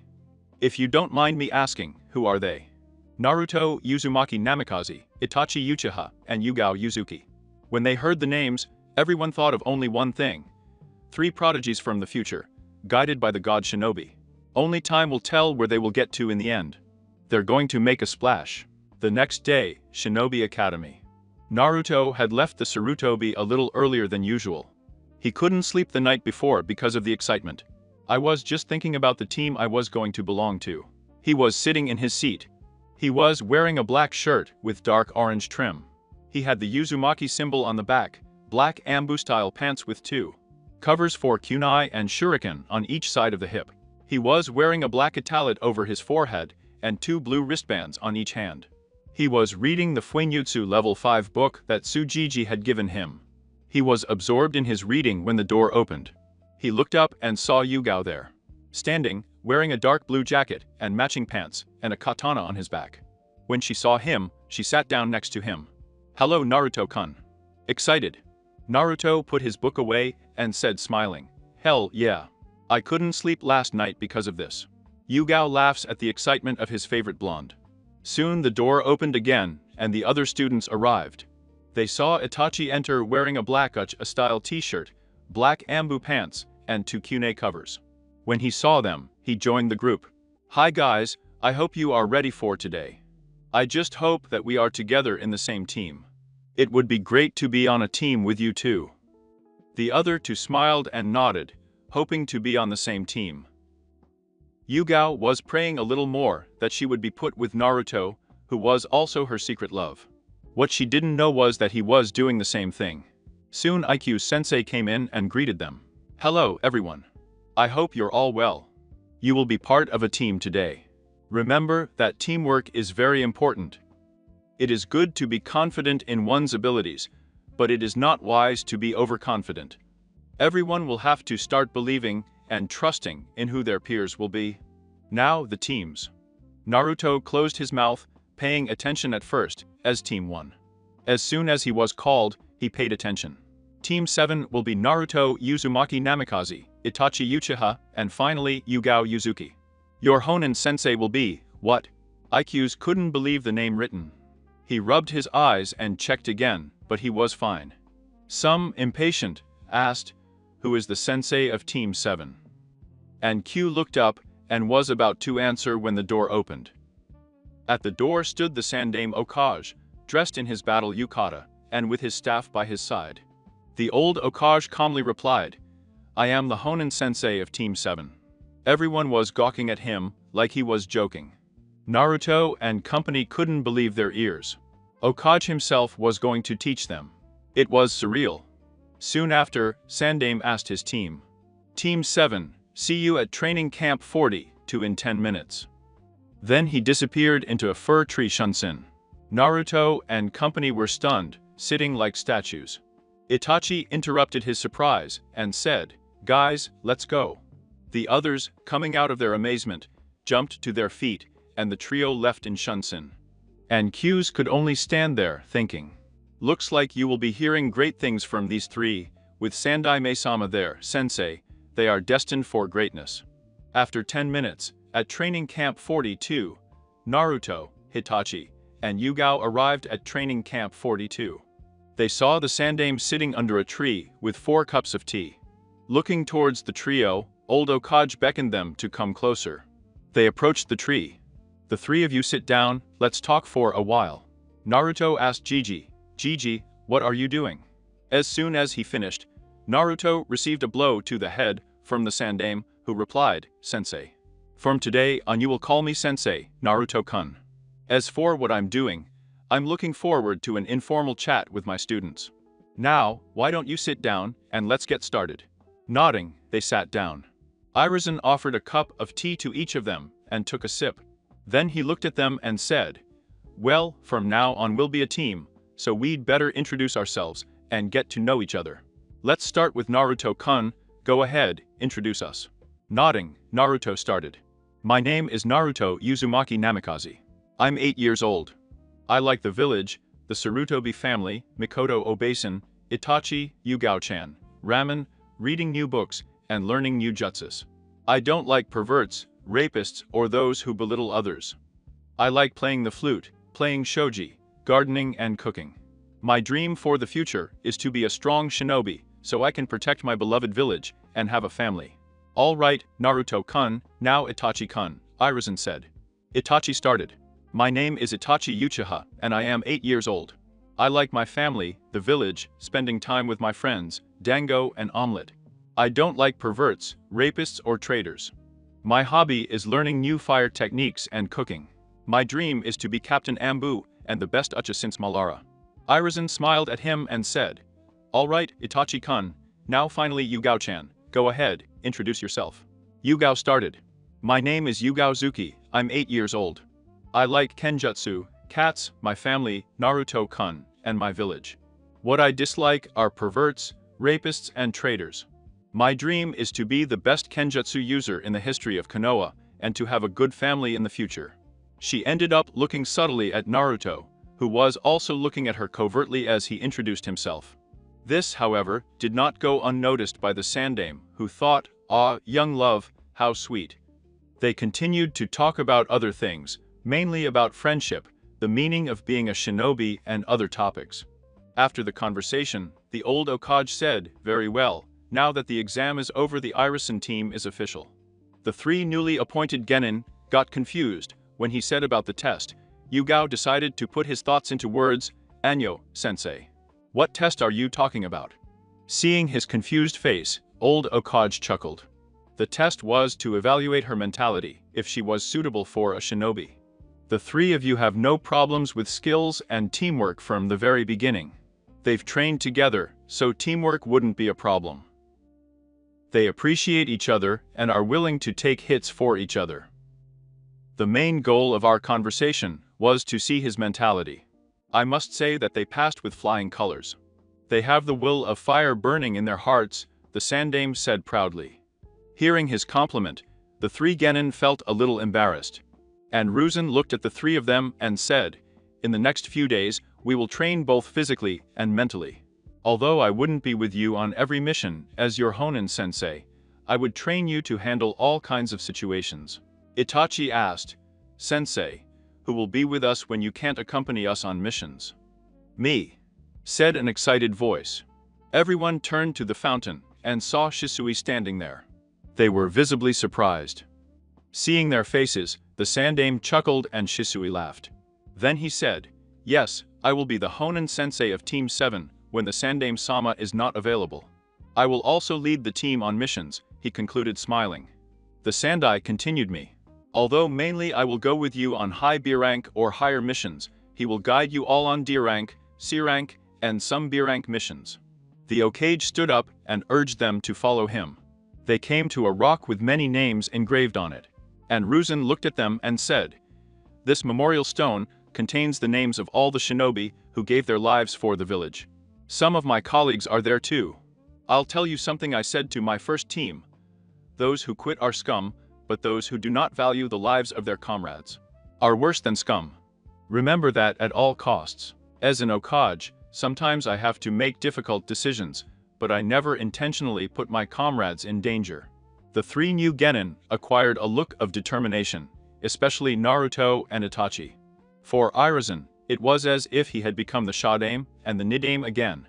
He knew that these students would make history, and that he would be there to support and teach them. I didn't know what the future would hold, but I did know one thing. It was going to be interesting. Terraning Ground 7. It's been 6 months since Naruto, Hitachi and Yugao were assigned to the Sandame as its Honin-sensei. Naruto and his team were excited at the prospect of learning from who is hailed as the shinobi god in all the elemental nations. They designed a routine to train and fulfill their missions. For the past 6 months, they have trained every day, except Sundays, from 7 a.m. to 1 noon. Afterwards, they would perform missions of rank of and return home. This was her routine for the first 2 months. After 2 months, as a genin, they received their first C-rank mission. It was a simple delivery mission to Takigakure. The mission proceeded relatively normally, except for the attack of a group of bandits. Following the success of the mission, they completed 5 other C-rank missions to date. As for his training, well, it could be defined as pure torture. The old Okage had made each of them work beyond their own limits. The 3 generations have grown by leaps and bounds. Naruto had increased his control over his Kik and Genkai, where he could now control the small pieces of black sand together with the cobalt and gold ones. He had also trained his fire, water and earth affinities to the fullest with the ancient Okage. For the lightning, he turned to Kakashi, who was a lightning master.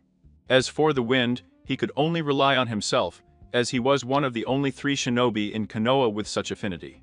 Although he received occasional advice from Asuma, he still had to do almost everything on his own. Fuinjutsu may be the only one in which Naruto had improved the most, where he could proudly proclaim himself as a level 7 seal master. He was the first person in history to reach level 7 at almost the age of 9, but he was not carried away by excitement, because he knew that the last 3 levels were the most difficult, and moreover, he still had to match the Uzumaki myth level. The late Mito-sama was a level 18 seal master, something his parents were not. He was planning to reach his level, and Tachi had also greatly improved with Iruzen. He now possessed a fully developed Sharingan, with 3 tomes in each eye. In addition, he had improved his affinity with fire to the point that many, not Honin, could match him. Only Iruzen, Naruto, Shisui and few others could match it. Shovel it into his control of the fire. He had also trained his other affinities. He had received help from his sensei and his father to improve his control of the lightning element. In addition, he began to master the Uchiha Interceptor Fist by training with Shisui. Yugao had greatly improved his control over element water with Irizen. He had helped her combine her water element with her katana to attack. In fact, this had made her more lethal than the other two on her team in hand-to-hand combat. Irizen had also initiated her into the famous sword dance style with the raging water goddess. It was one of the most lethal styles developed by the Uzumaki. Obviously, he had asked Naruto for permission, and had literally begged him to allow him access to his library. Naruto, obviously, let him without a second thought. So she's been learning the style ever since, although she was just getting started with the beginner tastings. The biggest surprise was when Naruto started practicing Bojutsu. He said he at least wanted to master the art of Bukijutsu. With Itachi and Yugao learning Kenjutsu, he opted for Bojutsu. Irizen was delighted to teach Naruto his Bojutsu styles. They had bought a cane made of a special metal. It was quite big for a 9-year-old, but stamps were always useful in such cases. So, with a special cane, Naruto began his Bojutsu training with the Sandaime. They have also become the center of attention of the entire village in the last 6 months. The news that Irizen Sarutobi had joined another Genin team had spread like wildfire throughout the village. At the end of the day, civilians and many shinobi bowed their heads to them. Everyone expected great things from the Naruto team. Naruto and Itachi became something of a celebrity in the village due to being heirs of the Uzumaki and Uchiha clans in Konoha. But Mikoto had taken on the role to remove any idea of superiority from their heads. In general, both of them were quite humble even after receiving such treatment from the village. Yugao also became famous for being the student of the Sandaime, but not to the same degree as his other two teammates. Although Yugao had gotten quite annoyed with the female fans surrounding her guy, his feelings for Naruto had deepened over time, and now it bothered him that these fans were trying to get his attention. Right now, we see Team 7 fighting with their sensei. Well, if it can be called sparring. Blow blow, blow blow, blow blow. The sound of 3 mangled bodies unceremoniously hitting the ground echoed through the clearing. Naruto and his friends lay there battered and bruised. A little further away, with a smile on his face, was Irizen Sarutobi. He was quite satisfied with the progress of his students. He could clearly tell that both Naruto and Itachi were low Honen level, while Yugao was high Chunin level in terms of general abilities. His students had followed his instructions to the letter. Their teamwork was pretty impressive, even considering they used to train together. Another thing that had been observed not only by him, but also by his commander, is that Naruto is the de facto tacit leader among the 3. Although the other 2 also gave their opinion, they let Naruto do the maximum planning. Well done all 3 of you, you actually managed to land some punches on me. That doesn't mean they were perfect. Naruto, you need to work on your strength. Itachi, although you also need to work on your strength, you need to work on your reflexes. Finally, Yugao, you need to work on your flexibility. The posture you practice requires a flexible body, so you need it.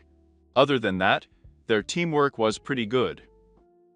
They worked together as a cohesive unit and tried to attack my weak points, which was a smart part of the plan. Today's training is over. I have to do some paperwork. See you tomorrow. I'll show you something very interesting. Goodbye. After saying his part, the Okage left in a swirl of leaves. Groaning on the floor, the 3 genin staggered to their feet. Wow. Sensei is not taking it easy. This is the 5th time this month that my whole body hurts, Naruto said. He watched as his friends rubbed the sore spots just like he did. Yugao replied, Yes, Naruto-kun, the sensei has been giving us a beating in every training session. He also seemed to enjoy watching us suffer. He's a complete sadist. Come on, it wasn't that bad, Itachi said, only to receive the expressionless look from his friends. A drop of sweat lit up Itachi. Maybe not. But he's doing it to make us better, he told them, without conviction. After a moment of eerie silence, everyone sighed. Naruto then decided to address them. Hey guys, how about we meet at the BBQ tonight? We haven't been going for a while. About that, Kasen asked me to invite them to dinner tonight, Itachi said. Hearing that, the other two nodded, and Yugao replied in unison, "We'd love to, Itachi." After deciding to see each other later, the three separated to go to their respective homes before dinner. Naruto slowly made his way to the Sarutobi mansion. "I'm already at home," he shouted before entering. When he entered the living room, he saw Yuki sitting there with a woolen thread in her hand. She had a slight bump on her belly that indicated her pregnancy. Yes, he was already 6 months old. It was a great surprise for the whole Sarutobi family. They had a new reason to celebrate after the Kyuubi disaster. "Welcome home, Naruto-kun. How was your day?" she asked with a maternal air. Although she was pregnant with her own child, Naruto meant as much to her as the baby she was carrying in her womb. "As you can see by the state of the clothes, Sensei left us on the floor. He's a sadist," he grumbled. Yuki let out a giggle at the situation. It was a surprise even for the family that his father-in-law faced a team. "I knew I was going to leave them exhausted." But what he didn't like was sending his team on dangerous missions outside the village. She may not have been Naruto's biological mother, but she loved him like her own son. He was right to be worried, no. "Would you like me to cook something for you?" he asked. Naruto shook his head and replied, "No, Yuta. Kikurazen, I'm not hungry.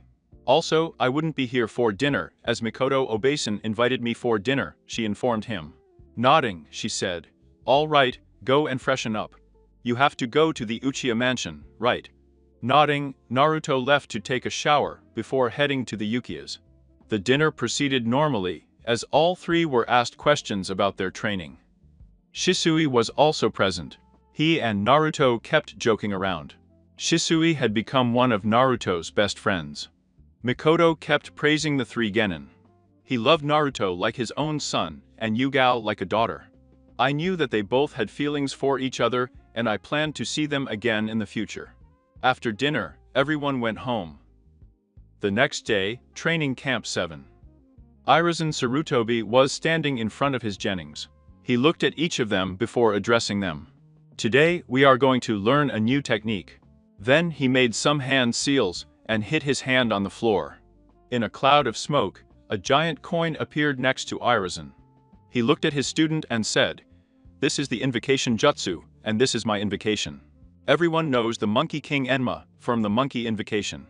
Naruto and Yugao looked at Enma with obvious astonishment, while Itachi remained calm, but you could see fascination in his eyes. "So these are your new students, Irizen. They look good. Teach them well this time," said the Monkey King. Irizen narrowed his eyes at Enma's blow and said, "I'll do it, old friend, I'll do it right this time. I believe in them, that they take pride in my teachings. All right, we'll see in the future. Make them your legacy, Irizen. Your alumni shouldn't be your legacy." I was disappointed. They may have been good shinobi, but they were far from being good humans and role models. "Anyway, see you later," Enma snorted. Then he disappeared in a cloud of smoke to return home. "Wow, sensei. Great. We can do that too," Naruto exclaimed. Yugao was also looking at the old Hokage with obvious enthusiasm. Itachi was quiet for some reason that Irizen didn't know. "Of course, Naruto-kun, this will be the technique you will learn today. Although not many people are taught, I think the three of them should have a summoning contract," Irizen replied. "Since they have no contracts from the beginning, they will be reverse summoned to the summoning realm that suits them best." "Any questions?" he asked. "Sensei, will we come back if we don't get the contract?" Yugao asked nervously. Hearing his question, Naruto also got a little nervous. He didn't want to be left alone in another kingdom. And Ruzen laughed. "No, dear students, you will not get stuck there. They will come back even if they don't get the contract. Now follow these seals, and you will be summoned back to the invocation that corresponds to them." And Ruzen continued to show them the signs. Noticing that Itachi wasn't following him, he asked, "Itachi, why aren't you making these signs? Don't you want to make the invocation?" "It's not that, sensei, it's just that I already have a contract for summoning the crows and ravens. So I don't need to do this," Itachi replied calmly. Hearing that their partner already had a summoning contract further urged them to get one. After making their hand seals, they disappeared in a cloud of smoke. Now all we do is wait and hope that they can get a summoning contract, Irizen said, to which Itachi nodded. With Naruto. Naruto appeared in a mountainous area covered with lush green forests. He looked around and saw nothing but dense jungles around him. He started walking towards the jungle when he heard a slight rustling in the bushes. He turned his head in that direction and shouted, "Who is it? Get out now!" "Then it seems that a ninja has appeared here after a long time," replied a mysterious voice coming from among the bushes. "Sally, show yourself," Naruto replied. He tried to stay calm in that unfamiliar territory. The bushes rustled and a white wolf appeared. It was quite big, easily more than 4 or 15 meters long. He was taller than Jiraiya, the tallest person Naruto had seen to date. So, as he broached the matter, he thought, "Look, I'm not here to cause trouble. I was reverse summoned while performing the summoning jutsu," Naruto said calmly. "Oh, and could you tell me what makes you think you're worthy of being our summoner?" The giant wolf asked him. "Nothing. I don't think I'm worthy of anything. I can only ask you to take me to your leader, who will test me. I will try to pass the test and be worthy of summoning you," Naruto stated firmly. You're different from everyone I've ever seen. I will take you before our esteemed elders and let them test you to see if you are worthy or not. Get on my back, and I will take you to our elders," the wolf declared. Nodding, Naruto jumped on his back, and they started walking towards their destination. Naruto decided to introduce himself. "By the way, my name is Naruto Uzumaki Namikaze." "What's your name, Wolf-san?" The wolf was really surprised. No other human had ever asked him his name. They were just coming for power. He thought Naruto might be the one who finally got the summoning contract. He decided to respond to this singular ninja. "I'm Ryo, from the terrible wolf clan of the Claw Mountains." They continued their journey towards their destination, where Naruto would be judged. What Naruto didn't know was that Yugao was also going through the same thing with his own summons. Finally, they arrived at a place, a beautiful valley, in the middle of the mountains. A waterfall descended from the mountains and crossed the valley with a stream of clean water. The mountain overlooking the valley had a huge claw print. In short, the place was quite beautiful. "Welcome to Talon Mountain," Ryo said with a hint of pride in his voice. He led Naruto to a large cave. It had a huge semi-oval opening. Naruto was escorted into the cave and, after walking for a couple of minutes, arrived at a clearing. It was surrounded by mountains on all sides. There were 5 huge terrible wolves resting in the clearing, each the size of Gamabunta. There were also 2 little puppies playing. When Naruto approached and stood in front of them, the 5 big wolves opened their eyes in unison. The little puppies had it nailed to him too. His gaze seemed to look straight into her soul. "Looks like we have a new summoner candidate after a long time." "Tell me your name, little ninja," one of the huge wolves asked. "My name is Naruto Uzumaki Namikaze. I have come to become your summoner, if I may, Wolf-sama," Naruto replied politely to the wolves. Before the big wolves could respond, Naruto felt 2 small paws on his legs. When he looked down, he noticed that one of the wolf cubs he was playing with had come up and put his paw on his thighs. "Will you bring us a lot of sweets if you become our summoner?" the little wolf cub asked him in a childish tone. Naruto was surprised at first, but then he smiled and nodded. The puppy screamed. "As of today, you are our new summoner," said the other puppy in a childish, singing voice. "Thank you for accepting me as your summoner, dear elder," Naruto said as he bowed his head towards the small puppies. "And what makes you think that we are the elders and not them?" one of the 2 puppies asked in an innocent voice. "Because you leaked some of your powers on purpose, probably giving the candidates a hint. That power is denser than that of these huge wolves. That made me believe that they are the elder wolves," Naruto stated confidently. As soon as it was over, the 2 little puppies adopted their former forms. They were the same size as Ryo, but his ancient features were prominent. First, one of them, who had a scar over his right eye, stepped forward and said, "What gave us away? I know that power leakage cannot be the only cause. We were doing our part, performing perfectly. It was this scenario that gave me up." But it was only at the end that I realized that you are the old people. When I entered the clearing, the first thing I thought was, what are these puppies doing here? They could be seriously injured with the big ones. So I came to the conclusion that these puppies must be special. But I didn't know that at the time. I was surprised again when you interrupted our conversation and the big wolf didn't reprimand you or anything. That made me think something was wrong. So, as I expanded my senses, I perceived your power. That confirmed my theory that you were the elders, Naruto said. Excellent, really excellent. Besides, we were inspecting you through your eyes. After all, the eyes are the door to souls. You have no intention of using this power for your own benefit. Your soul is pure and hard to come by, so Naruto Uzumaki Namikaze, welcome to the covenant as our new summoner, he said. All the wolves started howling. Naruto was more than happy to have made it. The old wolf continued. Now it's time for introductions, apparently.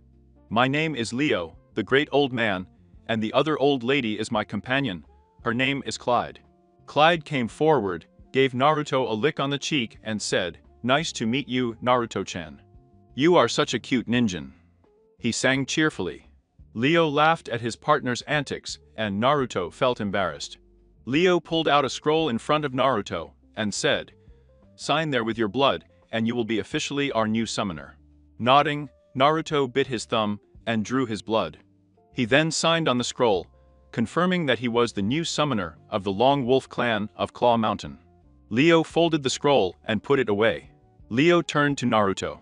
"Naruto, I want to have one of us as a permanent companion. It will be your personal invocation and companion." Naruto was excited to have a wolf as a companion. Leo nodded and motioned for one of the other wolves to bring him in. A little puppy came in and stood next to Clyde. "Naruto, this is Ace, my grandson. He knows how to perform jutsus of wind and water. We only know how to do wind techniques. But for some reason, Ace can perform both. I hope you take good care of him. You can count on me, Lasama," Naruto said. Then he stood in front of Ace and said, "Hi. My name is Naruto Uzumaki Namikaze. I hope we will be friends and the best companions." Ace came over, barked and said, "Sure, Naruto. Let's be partners and friends." Upon seeing the duo, the other wolves smiled. Claire said, "Naruto-chan, it's time for you to return to your kingdom. Your family and friends might be worried. Does Kun, behave yourself and take care of yourself." Nodding, Naruto and Lace disappeared in a cloud of smoke. "That kid is going to do a lot of great things," Claire said. "Yes, dear, Naruto is made for greatness. I've never seen such a pure soul in a long time. Things will get interesting in the future." In Konoha, at Training Camp 7, it had been about an hour and a half since Naruto and Yugao had left to get their summoning contracts in the summoning realm. And Ruzan was worried about his students. Itachi noticed his sensei's concerns, as he was also worried about his friends. "It looks like they haven't returned yet, Sandaime-sama. It's been an hour and a half since they left," said Shisui, who arrived right after Naruto and Yugao left. "I had been waiting for them there. I wanted to know what kind of invocation they both received." "I know, Shisui-kun, I know. I'm a little worried about them too," Iruzen said with clear concern. Passion in his voice. Just then, in a cloud of smoke, Naruto and Yugao appeared at the training camp. When they saw them, a wave of relief came over them. Yugao was carrying a small scroll in his hand with the tiger mark. On the other hand, Naruto was accompanied by a small lobby puppy. White. It was easy to guess what he had given Iruzen. It seems that both have returned safely. Looking at the scroll and Naruto's companion, we can tell that they both received invocations from Kanon. "Now tell us what you got," Iruzen said with some interest. Shisui and Tachi were also looking at them, eager to know.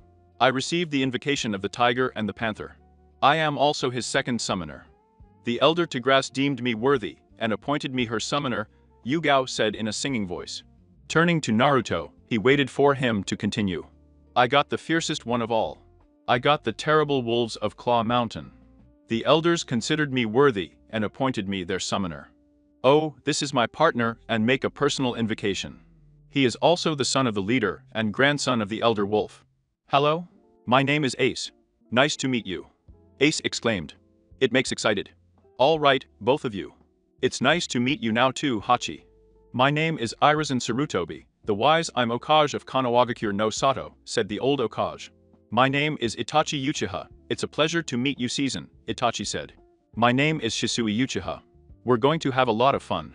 Shisui said with her goofy attitude. My name is Yugo Ozuki, I'm a friend of Naruto-kun. It's nice to meet you, Ace, Yugao said. After the presentations, Irizen addressed them. Well, it's been a long day. Let's call it a day. Now I'll see you at the barbecue to celebrate that all of you have received new invocations. Also invite your family, Itachi and Yugao. Let's go back home, Naruto-kun, and he said that they dispersed from the training camp. 2 months later, Konoha's mission room. It's been 2 months since Naruto and Yugao received their summoning. That day at the barbecue, when Naruto introduced Ace to Mikoto and Yuki, they instantly liked him. Another achievement of Naruto was that his sensei allowed him to use the Nidame's personal library. And Ruzan was outraged at first, but after Naruto calmly explained to him that the Nidame had been dead for a long time, and that it would be better to use those jutsus by learning them, not just keeping them on a shelf. After much deliberation, Irizen reluctantly gave Naruto permission to use the library. He also told her not to mention it to anyone. Naruto and Ace have also worked on some low-level collaboration jutsus. With Naruto's fire and Ace's wind, they can perform quite a few collaborative jutsus. Ace has grown a lot in the last 2 months, approaching the size of a normal wolf. He and Naruto have become very close friends, and the duo has also become very famous in Konoha. At that time, the entire Team 7, along with Ace, was in Konoha's quest room. They were there for a new mission, probably rank C or higher. Naruto, Hitachi and Yugao are skilled enough to take on small bandits with ease. Even almost any Chunin could defeat them. There was talk of promoting the group from Naruto to Chunin, as the recent Chunin exams were cancelled. Team 7, you will receive your first B-rank mission, although it is an escort mission. There is a possibility that missing ninjas will appear. Nothing the 4 of you can't handle. Shisui will guide you on this mission. They'll be out in 2 hours. Get your things ready for 2 or 3 weeks, Shikaku said. He had been assigning missions since they graduated, as the location was busy with his students and other paperwork. What are the parameters of this mission, Shikaku-sama? Shisui asked. He had recently been promoted to incomplete honorable. They will take Mina-sama, the granddaughter of the daimyo of the sea, back to Yuminakuni, country of the sea. It is possible that some missing ninja will appear to attack the caravan. She specifically asked for Team 7, Shikaku said with a lazy tone. Why us specifically? Naruto asked calmly. He had calmed down quite a bit since he became genin. In other circumstances, he would have been noisy and excited about such a high-level mission.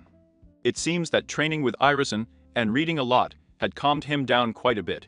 She wants to be escorted by the famous team that Sandame-sama has been training. He may have heard about you from the villagers, as the news of this team is not well known outside of Inokuni, Shikaku said. Where will we find her? Itachi asked. She'll be at the doors in about 2 hours. You will meet her there and start your journey, Shikaku replied. Shisui told them, okay, we have 2 hours to prepare, let's hurry up. Take everything you need for a 3-week trip, and say goodbye to your loved ones for the last time, he concluded. You say that like we're not going back, Yugao said with an expressionless expression. Naruto and Itachi with the same look supported her in silence. Shisui laughs out loud. After calming down he says, oh, I was just joking. Karai left after that to prepare for her first B-rank mission. After 2 hours, the main gate of Konoha. After 2 hours, Team 7 gathered in front of the front door. Mikoto and Irizen were there to say goodbye. Yugao found it relatively easy to break the news to his family, compared to Hitachi and Naruto. Yuki was not separated from Naruto because he clung to him. He was crying thinking that the mission was too dangerous for Naruto. Asuma and her husband Itama had to calm her down. She had uncontrolled hormones due to her pregnancy. He also promised not to serve dinner to his father-in-law for sending him away. Be alert at all times. Take care of each other and come back safe and sound, Irizen told them. The 3 genin nodded at their sensei's advice. Shisui promised to take care of them on their behalf, to which Irisina felt ingratitude. Mikoto came over, hugged each of them, and wished them a good trip. As they were saying goodbye, the carriage arrived at the front door. Mina got out of the carriage to meet them. She was a beautiful 15-year-old woman. She was wearing a traditional blue yukata. In the right hand, a paper fan with the inscription Princess of the Sea. "It's good to see you, Okage-sama," he said politely. And Ruzan returned the greeting. "Glad to see you too, Minasan. My students will accompany you to Yumi no Kyuri. I hope they can live up to their fame here in Inokuni," he said with emphasis. "They are quite capable of handling any situation, don't worry, nothing bad will happen to you in their presence," Irizan confidently stated. Nodding and thanking him, he got back into his carriage to start the journey. "Come on," Shisui said. The group moved slowly through the forest towards Yumi no Kyuri. 2 weeks later. A day away from the capital at night, the trip has been quite quiet up to this point. The only problem they encountered was when they came across some bandits at the border a few days ago. They were moving at the speed of a civilian, as the princess was not used to the speed of the shinobi. It was night, and Naruto was sitting near the campfire. It was his turn on duty. I was reading one of his Fuinjutsu books. Then he saw the hourglass, and his shift was over. He went to the boys' tent to wake up Shisui for his guard shift. Yugao was sleeping with the princess. She was a kind lady and asked Yugao to sleep with her since he wouldn't let her sleep between guys. When Shisui said that there would be no problem for them, the princess interrupted him, much to his embarrassment. As Naruto entered the store, he saw all the guards, Hitachi and Shisui, fast asleep. He approached Shisui and shook him. "Hey Shisui, wake up. It's your turn on duty now," Naruto whispered.